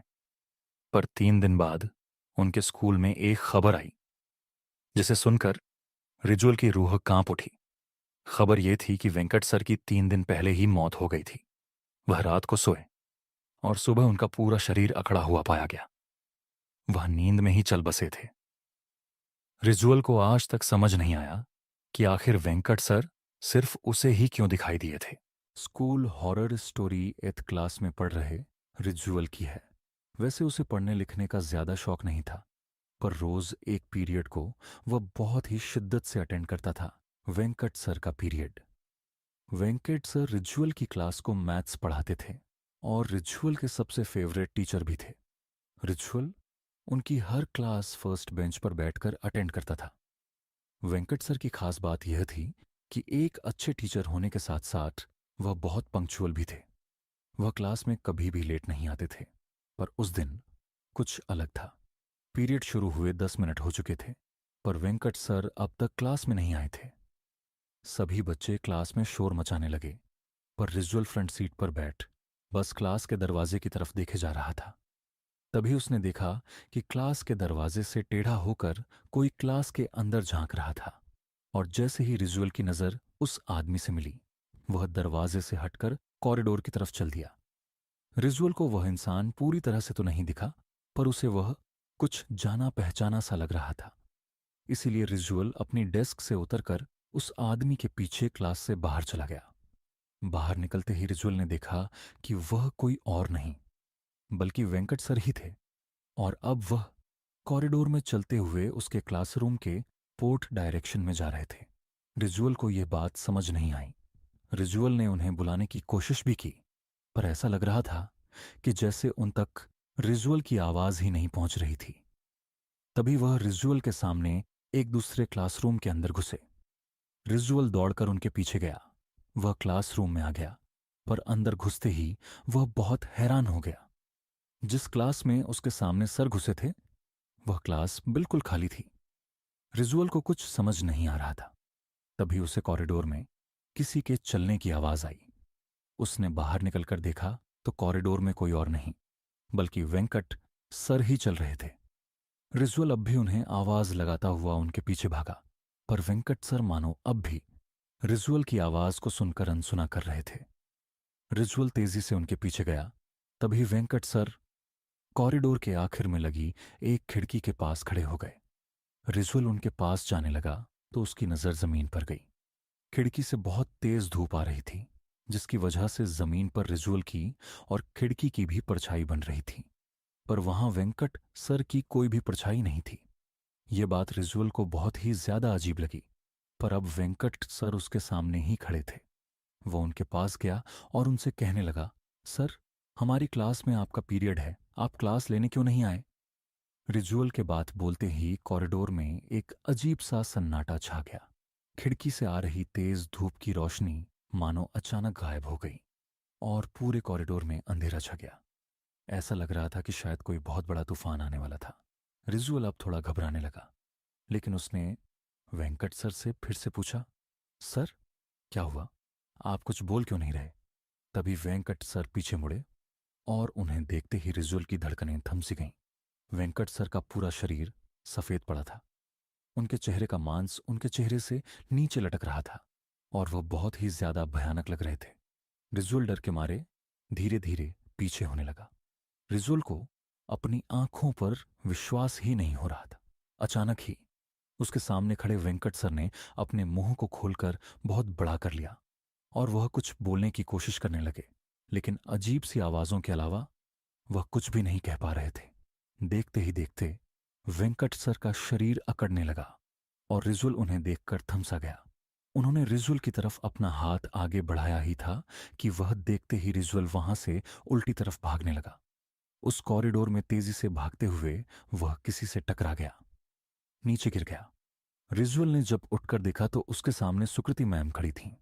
रिजुअल हाफ होकर वेंकट सर का नाम बार बार बड़बड़ाए जा रहा था। सुकृति मैम ने रिजुअल को शांत किया और उसे क्लास में वापस जाने को कहा। उन्होंने बताया कि आज वेंकट सर छुट्टी पर हैं, इसलिए उनकी जगह सुकृति मैम उनका पीरियड लेंगी। रिजुअल का सिर अब चकराने लगा। अगर वेंकट सर छुट्टी पर थे तो आखिर रिजुअल ने कॉरिडोर में किसे देखा था? रिजुअल को समझ नहीं आ रहा था कि आखिर वह अपने साथ हुआ हादसा किसी को कैसे समझाए।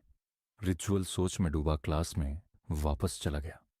उस दिन जब स्कूल की छुट्टी हुई तो रिजुअल स्कूल के बाहर खड़ा अब भी वेंकट सर के बारे में ही सोच रहा था कि तभी उसे स्कूल की बिल्डिंग की खिड़की के पास वेंकट सर खड़े हुए दिखाई दिए, वैसे ही भयानक रूप में, और रिजुअल को घूर कर देख रहे थे।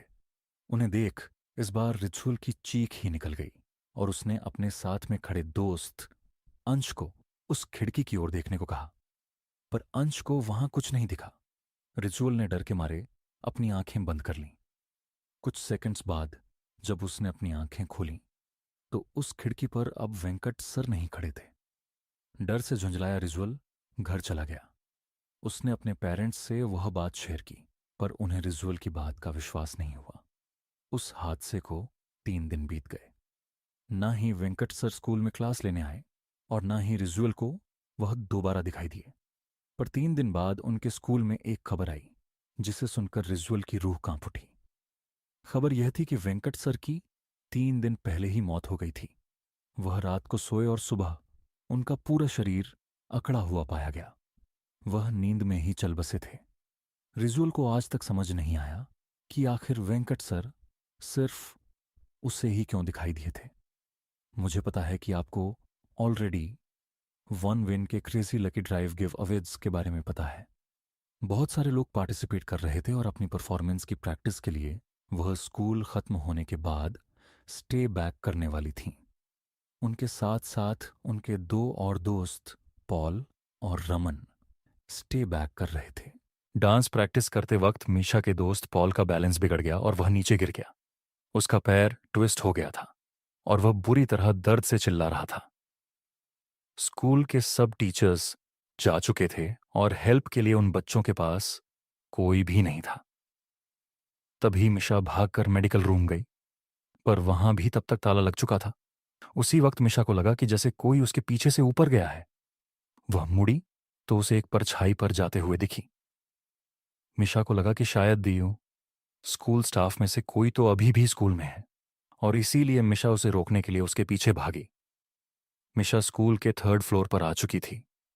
उस फ्लोर पर स्कूल स्टाफ के अलावा किसी का भी जाना मना था। मिशा पहले तो वहीं सीढ़ियों के पास खड़ी आवाज लगाने लगी, पर उसे कोई जवाब नहीं मिला, इसलिए वह थोड़ी आगे गई। उसने देखा कि उस फ्लोर पर सिर्फ एक ही रूम था और उस पर भी ताला लगा हुआ था। मिशा को कुछ समझ नहीं आया तो वह उस पर अच्छाई को अपने मन का वहम समझकर वापस जाने लगी। लेकिन तभी उसे एक अजीब सी आवाज आई। जब मिशा ने पलटकर उस कमरे की तरफ देखा तो उस दरवाजे पर जो ताला लगा था वह टूटकर नीचे गिरा हुआ था। मिशा एकदम से चौंक उठी। वह उस रूम के अंदर गई और उसे दिखा कि एक आदमी खिड़की की तरफ मुंह करके खड़ा है। मिशा ने उससे पूछा कि अगर वह उसके साथ चलकर पॉल की मदद करेगा, लेकिन उस आदमी ने मिशा को कोई रिएक्शन ही नहीं दिया। मिशा को सब कुछ बहुत अजीब लग रहा था।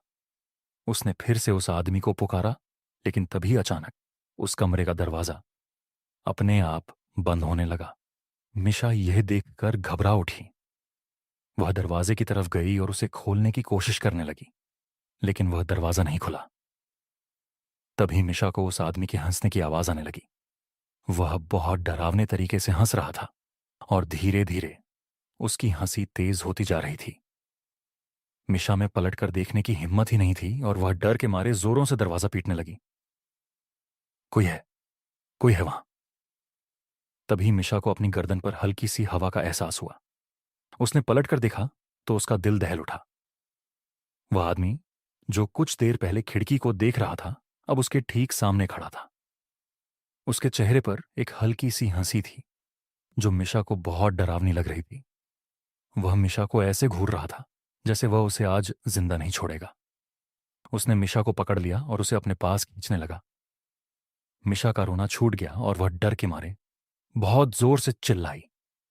उस आदमी ने मिशा के मुंह पर हाथ रखा और मिशा के साथ बदसलूकी करने लगा। उधर मिशा को ढूंढते हुए रमन स्कूल के 3rd फ्लोर पर पहुंचा, जहां उन्हें मिशा की चीख सुनाई दी। बहुत जल्दी से उस कमरे में गए और उन्होंने देखा कि मिशा जमीन पर बैठी रो रही थी और उसके आसपास कोई भी नहीं था। उसकी शर्ट ऊपर से थोड़ी फटी हुई थी और उसके चेहरे पर चोट के निशान थे। उसने सबको अपने साथ हुआ पूरा घटना बताया। मिशा के साथ हुए इस हादसे को सुनकर स्कूल का चेहरा बिल्कुल पीला पड़ गया। उसने मिशा और उसके दोस्तों को बताया कि कुछ साल पहले स्कूल में एक सफाई कर्मचारी काम करता था। वह थोड़ा पागल सा था और वह लड़कियों को बहुत ही गंदी नजरों से देखकर हंसता रहता था। एक बार उसने एक लड़की के साथ बदसलूकी भी की थी। उस लड़की ने जब उसकी कंप्लेंट की तो स्कूल की प्रिंसिपल ने उसे हमेशा के लिए नौकरी से निकाल दिया। उसके एक हफ्ते के अंदर उस पागल आदमी ने 3rd फ्लोर वाले स्टोरेज रूम में जाकर खुद को मार डाला। उसकी मौत का काफी दिनों तक किसी को पता ही नहीं चला था। उस आदमी की बॉडी बहुत ही डरावनी हालत में पाई गई थी और तब से उसकी आत्मा उसी कमरे में भटक रही थी। इसीलिए स्कूल के 3rd फ्लोर पर किसी का भी जाना बंद कर दिया गया। इस इंसिडेंट के बाद मिशा इतनी डिस्टर्ब हो गई कि वह कुछ दिन तक स्कूल ही नहीं गई, बल्कि कुछ ही महीनों में उसने एक नए स्कूल में एडमिशन भी ले लिया। लेकिन वह कभी भी उस भयानक आदमी और उसकी डरावनी हंसी को नहीं भूल पाएगी। ये कहानी उस समय की है जब जोनाथन एक बोर्डिंग स्कूल में पढ़ा करता था। वह करीब 13 साल का था जब उसके साथ ये किस्सा घटा। एक दिन जब वह बाकी बच्चों के साथ क्लास में बैठकर पढ़ रहा था, तभी अचानक से एक जूनियर टीचर भागते हुए उनके क्लासरूम में आई और प्रोफेसर के कान में कुछ कहकर वहां से चली गई। प्रोफेसर ने अपना सेशन उस दिन के लिए वहीं खत्म कर दिया और सभी बच्चों को बताया कि स्कूल के पास वाली बिल्डिंग में कुछ ऐसा हुआ है जिसकी वजह से पूरे स्कूल का लॉकडाउन कर दिया गया है और किसी भी स्टूडेंट को अपने हॉस्टल या स्कूल प्रीमिसेस से बाहर निकलना अलाउड नहीं है। असल में स्कूल के पास वाली बिल्डिंग में एक पागल सीरियल किलर ने कुछ लोगों का मर्डर कर दिया था और वह स्कूल के आसपास ही घूम रहा था। इसलिए जब तक पुलिस उस सीरियल किलर को नहीं ढूंढ लेती, तब तक पुलिस ने स्कूल को बंद करवा दिया था। उस सीरियल किलर ने जिन भी लोगों को मारा था, उनका दाहिना हाथ उनकी बॉडी से गायब था। यह सारी बातें स्कूल के गार्ड ने एक सीनियर को बताई, जिसने पूरे स्कूल में इस बात का ढिंढोरा पीट दिया। यह बात जानकर स्कूल के सभी बच्चे बेहद डरे हुए थे। इन सब के बीच जोनाथन के साथ एक और अजीबोगरीब चीज हो रही थी। जब से स्कूल लॉकडाउन शुरू हुआ था, उसे रोज रात अचानक अपने हॉस्टल के बैकयार्ड से किसी आदमी के जोरों से चीखने की आवाज आती। ताज्जुब की बात यह थी कि आवाज उसके अलावा और कोई नहीं सुन पा रहा था। एक रात जब वह सो रहा था, उसे फिर से वही चीख सुनाई दी। इस बार वह हिम्मत करके हॉस्टल के बैकयार्ड में जा पहुंचा। उसने देखा कि बैकयार्ड की घास पर लाल खून पड़ा था। उसने उस खून को फॉलो किया तो उसे दिखा कि पीछे गार्ड के क्वार्टर के पास एक बड़ी सी बोरी पड़ी थी, जिसमें से खून की बूंदें टपक रही थीं। यह देखकर जोनाथन अपने हॉस्टल वार्डन को यह सब बताने के लिए उसके रूम की तरफ जाने लगा। लेकिन तभी उसे ऐसा लगा जैसे उस बोरी में से कोई आवाज आई। वह पीछे मुड़ा और जो नजारा उसने देखा, उसे देखकर वह सुन्न पड़ गया। उस बोरी में से एक कटा हुआ हाथ निकलकर जमीन में रेंगता हुआ उसके पास आ रहा था। 13 साल का जोनाथन यह देखकर बेहद घबरा गया और चीखते हुए वहां से भागा। कुछ ही देर में उसे ऐसा लगा कि जैसे वह बोरी उन सभी कटा हुए हाथों से भरी है जिन्हें उस सीरियल किलर ने मारा था, और सभी हाथ रेंगते हुए उसके पीछे आ रहे हैं। जोनाथन जोर जोर से मदद के लिए चीखने लगा। उसकी चीख सुनकर हॉस्टल वार्डन और बाकी लोग भी उठ गए। वह बोरी देखकर स्कूल प्रिंसिपल ने तुरंत पुलिस को फोन किया और उन्हें बुला लिया। स्कूल टीचर्स ने सभी बच्चों को एक हॉल में ले जाकर अंदर से लॉक कर दिया। जोनाथन अब भी जोर जोर से रो रहा था। कुछ ही देर में पुलिस वहां पहुंच गई और उन्होंने उस सीरियल किलर को ढूंढ निकाला जो स्कूल में ही एक क्लासरूम में छुपा हुआ था। जॉनाथन ने उस रात जो महसूस किया वह सच था या नहीं यह तो नहीं कह सकते, लेकिन वह बोरी सच में उन्हीं सब लोगों के कटे हुए हाथों से भरी थी जिन्हें उस सीरियल किलर ने मारा था। उस दिन के बाद से स्कूल का रूटीन तो नॉर्मल हो गया, लेकिन जॉनाथन को आज भी वह खौफनाक सपना आता है जहां एक कटा हुआ हाथ रेंगते हुए उसके पास आ रहा है। बचपन में गर्मी की छुट्टियां हम सभी की फेवरेट हुआ करती थीं, और उन छुट्टियों में समर कैंप तो हम सब कभी ना कभी गए ही होंगे। पर क्या हो अगर यही समर कैंप आपकी जिंदगी की सबसे ज्यादा खौफनाक याद बन जाए। ये घटना जॉर्ज के साथ 2010 में हुई थी, जब वह 14 साल का था और वह अपने शहर से दूर पहाड़ों में एक समर कैंप के लिए गया था। समर कैंप की कैंप साइट उसके नाना नानी के घर के काफी पास थी, इसलिए वह कैंप शुरू होने से पहले कुछ दिन के लिए वहीं चला गया। उसके नाना ने कैंप के ऑर्गेनाइजर से बात कर ली थी कि वह जॉर्ज को बीच रास्ते से ही पिक कर लें। कैंप ऑर्गेनाइजर ने जॉर्ज के नाना को एक स्पॉट बता दिया जहां से वह लोग जॉर्ज को पिकअप करने वाले थे। जॉर्ज और उसके नाना उस लोकेशन पर पहुंचे, लेकिन वहां कोई बस नहीं थी। उन्होंने कैंप ऑर्गेनाइजर को कॉल किया और उसका phone out of network area था। उन्होंने काफी देर इंतजार भी किया, पर वहां कोई नहीं आया। इसके बाद जॉर्ज के नाना ने डिसाइड किया कि वह उसे खुद कैंप साइट तक छोड़कर आएंगे। वह लोग वहां शाम तक पहुंच गए, क्योंकि कैंप साइट मेन रोड से थोड़ा अंदर जाकर थी। तो उसके नाना उसे कैंप में छोड़कर वहां से वापस लौट गए। जॉर्ज जैसे ही कैंप साइट पहुंचा तो उसने देखा कि उस कैंप का माहौल बेहद अजीब था। सारे बच्चे चुपचाप एक सर्कल में बैठे हुए थे और जॉर्ज को अजीबोगरीब नजरों से देख रहे थे। जॉर्ज के नाना के जाते ही ऑर्गेनाइजर बिना कुछ बोले बस वहां से चला गया। जॉर्ज भी उसके पीछे पीछे कैंप को एक्सप्लोर करने लगा। उसने देखा कि एक टेंट पर उसका नाम लिखा था, तो जॉर्ज ने अपना सामान उस टेंट में रखा और बाहर सबके साथ आकर सर्कल में बैठ गया। उसके बैठते ही सभी बच्चे फिर से उसकी तरफ एक अजीब नजर से देखने लगे। जॉर्ज ने एक दो बच्चों से बात करने की कोशिश भी की, मगर कोई कुछ बोल ही नहीं रहा था। सब बस उसे घूर घूर कर देखे जा रहे थे। तभी सर्कल में बैठा एक बच्चा उठा। उसने जमीन पर पड़ा एक बड़ा सा पत्थर उठाया और गुस्से से जॉर्ज की तरफ बढ़ने लगा। उसे देखकर आसपास बैठे बच्चे भी उठे और जॉर्ज की तरफ आने लगे। सबके चेहरों पर बेहद गुस्सा था।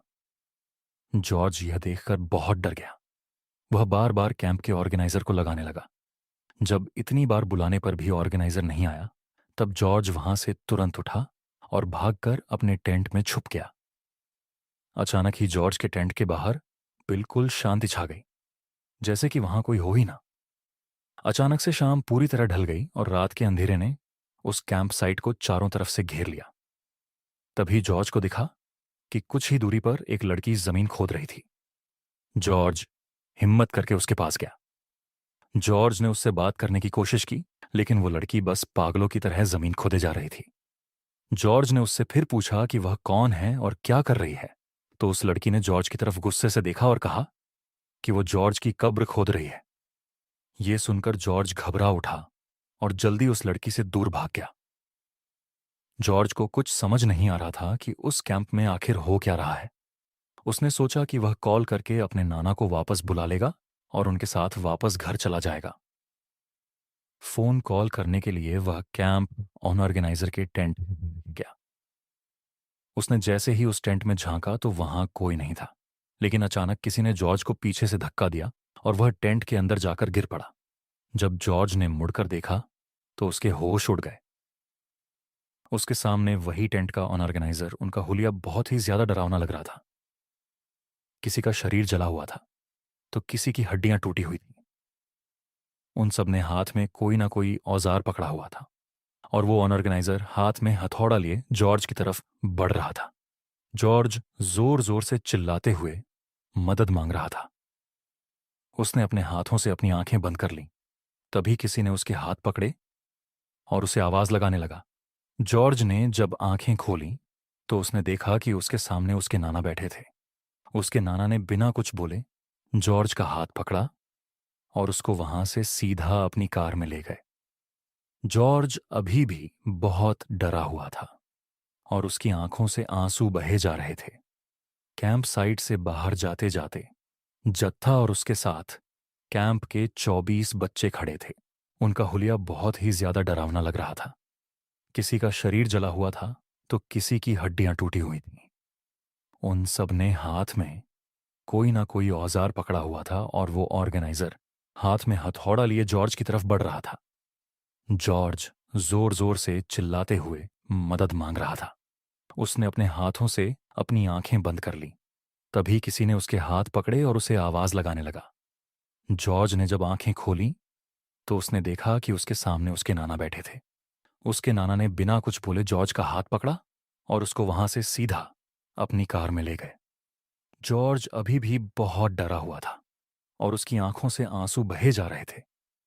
कैंप साइट से बाहर जाते जाते जॉर्ज और उसके नाना को ढेर सारे लोगों की चिल्लाने और रोने की आवाज सुनाई दे रही थी। जॉर्ज काफी देर तक एकदम शांत बैठा रहा और उसने अपने नाना से बिल्कुल बात नहीं की। उसके नाना ने उस कैंप साइट से करीब 70 से 80 किलोमीटर दूर जाकर गाड़ी रोकी। जॉर्ज के नाना ने जैसे ही उससे उसका हाल पूछा तो वह जोरों से रोने लगा और उसने अपने नाना को सब बताया, वह सब जो उसके साथ उस कैंप साइट पर हुआ था। उसके नाना ने उसे शांत किया और जॉर्ज को गले लगाकर उसे एक ऐसी बात बताई जिसे सुनकर जॉर्ज का दिल दहल गया। जॉर्ज के नाना ने उसे बताया कि जब वे वापस लौट रहे थे तो उनका phone out on off network हो गया था। जब कुछ दूर जाकर उनका फोन नेटवर्क में आया तो उन्हें एक फोन आया। वो फोन समर कैंप की टीम से था।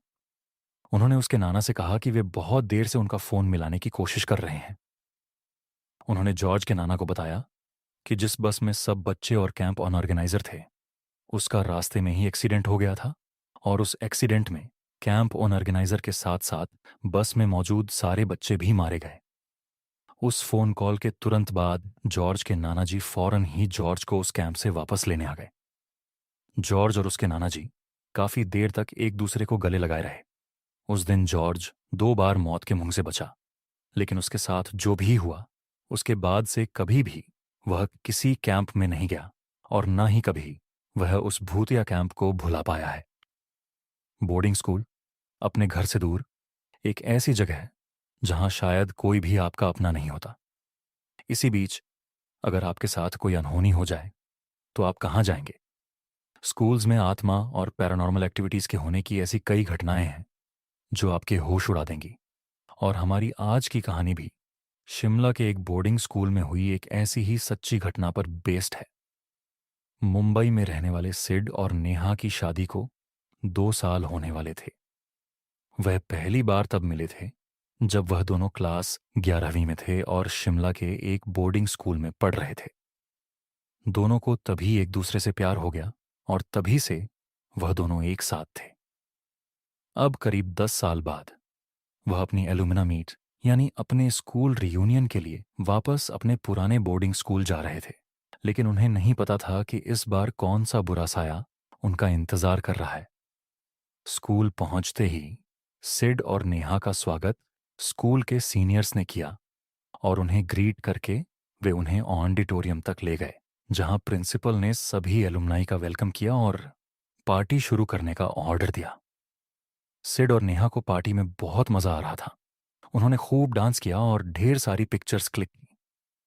नेहा डांस करते करते थोड़ी थक गई तो इसीलिए वह साइड में आकर एक चेयर पर बैठ गई और सभी को एंजॉय करते हुए देखने लगी।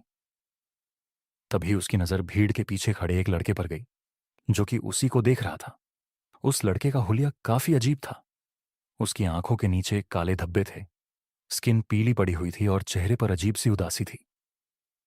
नेहा को उस बच्चे की शक्ल कुछ जानी पहचानी लग रही थी, मगर उसे ठीक से याद नहीं आ रहा था कि आखिर उसने उस बच्चे को कहां देखा था। देखते ही देखते वह बच्चा वहां से गायब हो गया और नेहा बेहद चौंक गई। वह उठ खड़ी हुई और हर तरफ उस बच्चे को ढूंढने लगी। अचानक उसने देखा कि वह बच्चा ऑडिटोरियम से बाहर निकल रहा था, तो नेहा ने भी उसका पीछा किया। पीछा करते करते नेहा अपने स्कूल के बेसमेंट के पुराने आर्ट रूम तक पहुंच गई जैसे ही अंदर घुसी, उसकी यादें ताज़ा हो गईं। यह वही रूम था जहां सिड और नेहा अपनी क्लासेस बंक करके एक दूसरे से मिलने आया करते थे। नेहा वहां पड़ी चीजें देखने लगी कि तभी आर्ट रूम का दरवाजा जोर से खुद खुद आंगन की तरफ खुलने लगा। वो आवाजें उसके पीछे से आ रही थीं।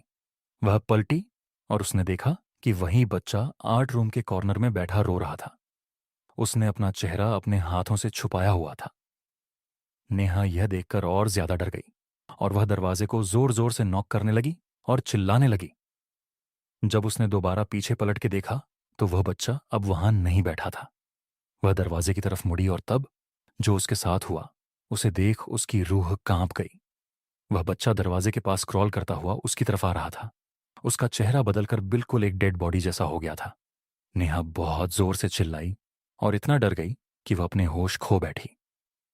नेहा वहीं बेहोश होकर नीचे गिर पड़ी। जब उसकी आंख खुली तो वह स्कूल के एक हॉस्टल रूम में थी और सिड उसके पास ही बैठा हुआ था। नेहा को बहुत तेज बुखार चढ़ा हुआ था। वह अचानक से उठी और हड़बड़ी में जो भी उसके साथ उस आर्ट रूम में हुआ वह सब सिड को बताने लगी। सिड ने उसे कहा कि वह यह सब ना सोचे और बस रेस्ट करें। इसके बाद सिड नेहा के लिए डिनर ले आया और उसे खाना खिलाकर सुला दिया। नेहा के सोने के बाद सिड वॉशरूम की तरफ जाने लगा। वह कॉरिडोर से गुजर ही रहा था कि अचानक उस कॉरिडोर की लाइट्स फ्लिकर करने लगीं। वह एक पल के लिए वहीं ठहर गया और लाइट्स की तरफ देखने लगा। फिर वह उसे इग्नोर कर वॉशरूम चला गया। वॉशरूम में सिड को ऐसा लगा जैसे उसके अलावा भी वहां कोई मौजूद था। उसे एक अलग सी ठंडक महसूस हो रही थी। वह अपने हाथ धो रहा था जब वॉशरूम की लाइट्स भी अचानक से फ्लिकर करने लगीं। इस बार सिड थोड़ा सहम गया और जल्दी से वॉशरूम से बाहर निकलने लगा, मगर किसी इनविजिबल शक्ति ने सिड को पीछे से बहुत जोर से खींचा और सिड दीवार से टकराकर जमीन पर गिर पड़ा। उसके सामने वही बच्चा खड़ा था जो पहले नेहा ने आर्ट रूम में देखा था। उसे देखकर सिड की रूह कांप उठी और वह अचानक से बोला, मोहन, मोहन, तुम। यह सुनते ही वह बच्चा बहुत जोर से चीखा और उसने सिड का गला पकड़ लिया और उसे जोर जोर से दबाने लगा। सिड भी चिल्ला उठा और तभी वॉशरूम में हॉस्टल का वार्डन आ गया और उसने सिड को वॉशरूम पर तड़पता हुआ पाया। सिड के अलावा अब वहां कोई नहीं था। वार्डन ने सिड को शांत कराया और उसे वापस उसके रूम तक ले गया, लेकिन जैसे ही वह दोनों उस हॉस्टल रूम के अंदर घुसे उनका दिल बुरी तरह दहल उठा। उन्होंने अपने सामने नेहा को पंखे से लटका हुआ पाया। यह देखकर सिड बुरी तरह चिल्लाया और रोने लगा, मगर वार्डन ने जल्दी से नेहा की टांगें पकड़ी और उसे पंखे से नीचे उतार लिया। उसकी सांसें अभी भी चल रही थीं। इसके बाद नेहा को हॉस्पिटल में एडमिट करा दिया गया, जहां वह 4 दिन तक रही और फिर होश में आई। नेहा के ठीक होने के बाद सिड ने उसे बताया कि उसने उसी बच्चे को वॉशरूम में देखा था जिसकी बात नेहा कर रही थी। सिड को वो बच्चा अच्छे से याद था। उसने नेहा को याद दिलाया कि जब वह दोनों 11वीं क्लास में थे तब मोहन सिड का बेस्ट फ्रेंड हुआ करता था। नेहा स्कूल में नई नई आई थी। सिड और मोहन दोनों को ही नेहा बहुत पसंद आ गई थी और इसी वजह से सिड और मोहन की दोस्ती टूट गई थी। सिड ने जल्द ही नेहा को डेट करना शुरू कर दिया था, मगर यह बात मोहन को बिल्कुल पसंद नहीं आई। एक साइको जैसे वो नेहा को स्टॉक करने लगा था। सिड से हाथापाई करने के बहाने भी ढूंढता था। जब ये सब करने के बाद भी नेहा ने उस पर ध्यान नहीं दिया तो एक दिन मोहन ने अपने हॉस्टल के कमरे में पंखे से लटक कर अपनी जान दे दी। इस हादसे के बाद सिड नेहा को लेकर वापस अपने घर लौट गया, मगर आज भी नेहा को रोज रात में उस बच्चे की भयानक शक्ल के बुरे सपने आते हैं।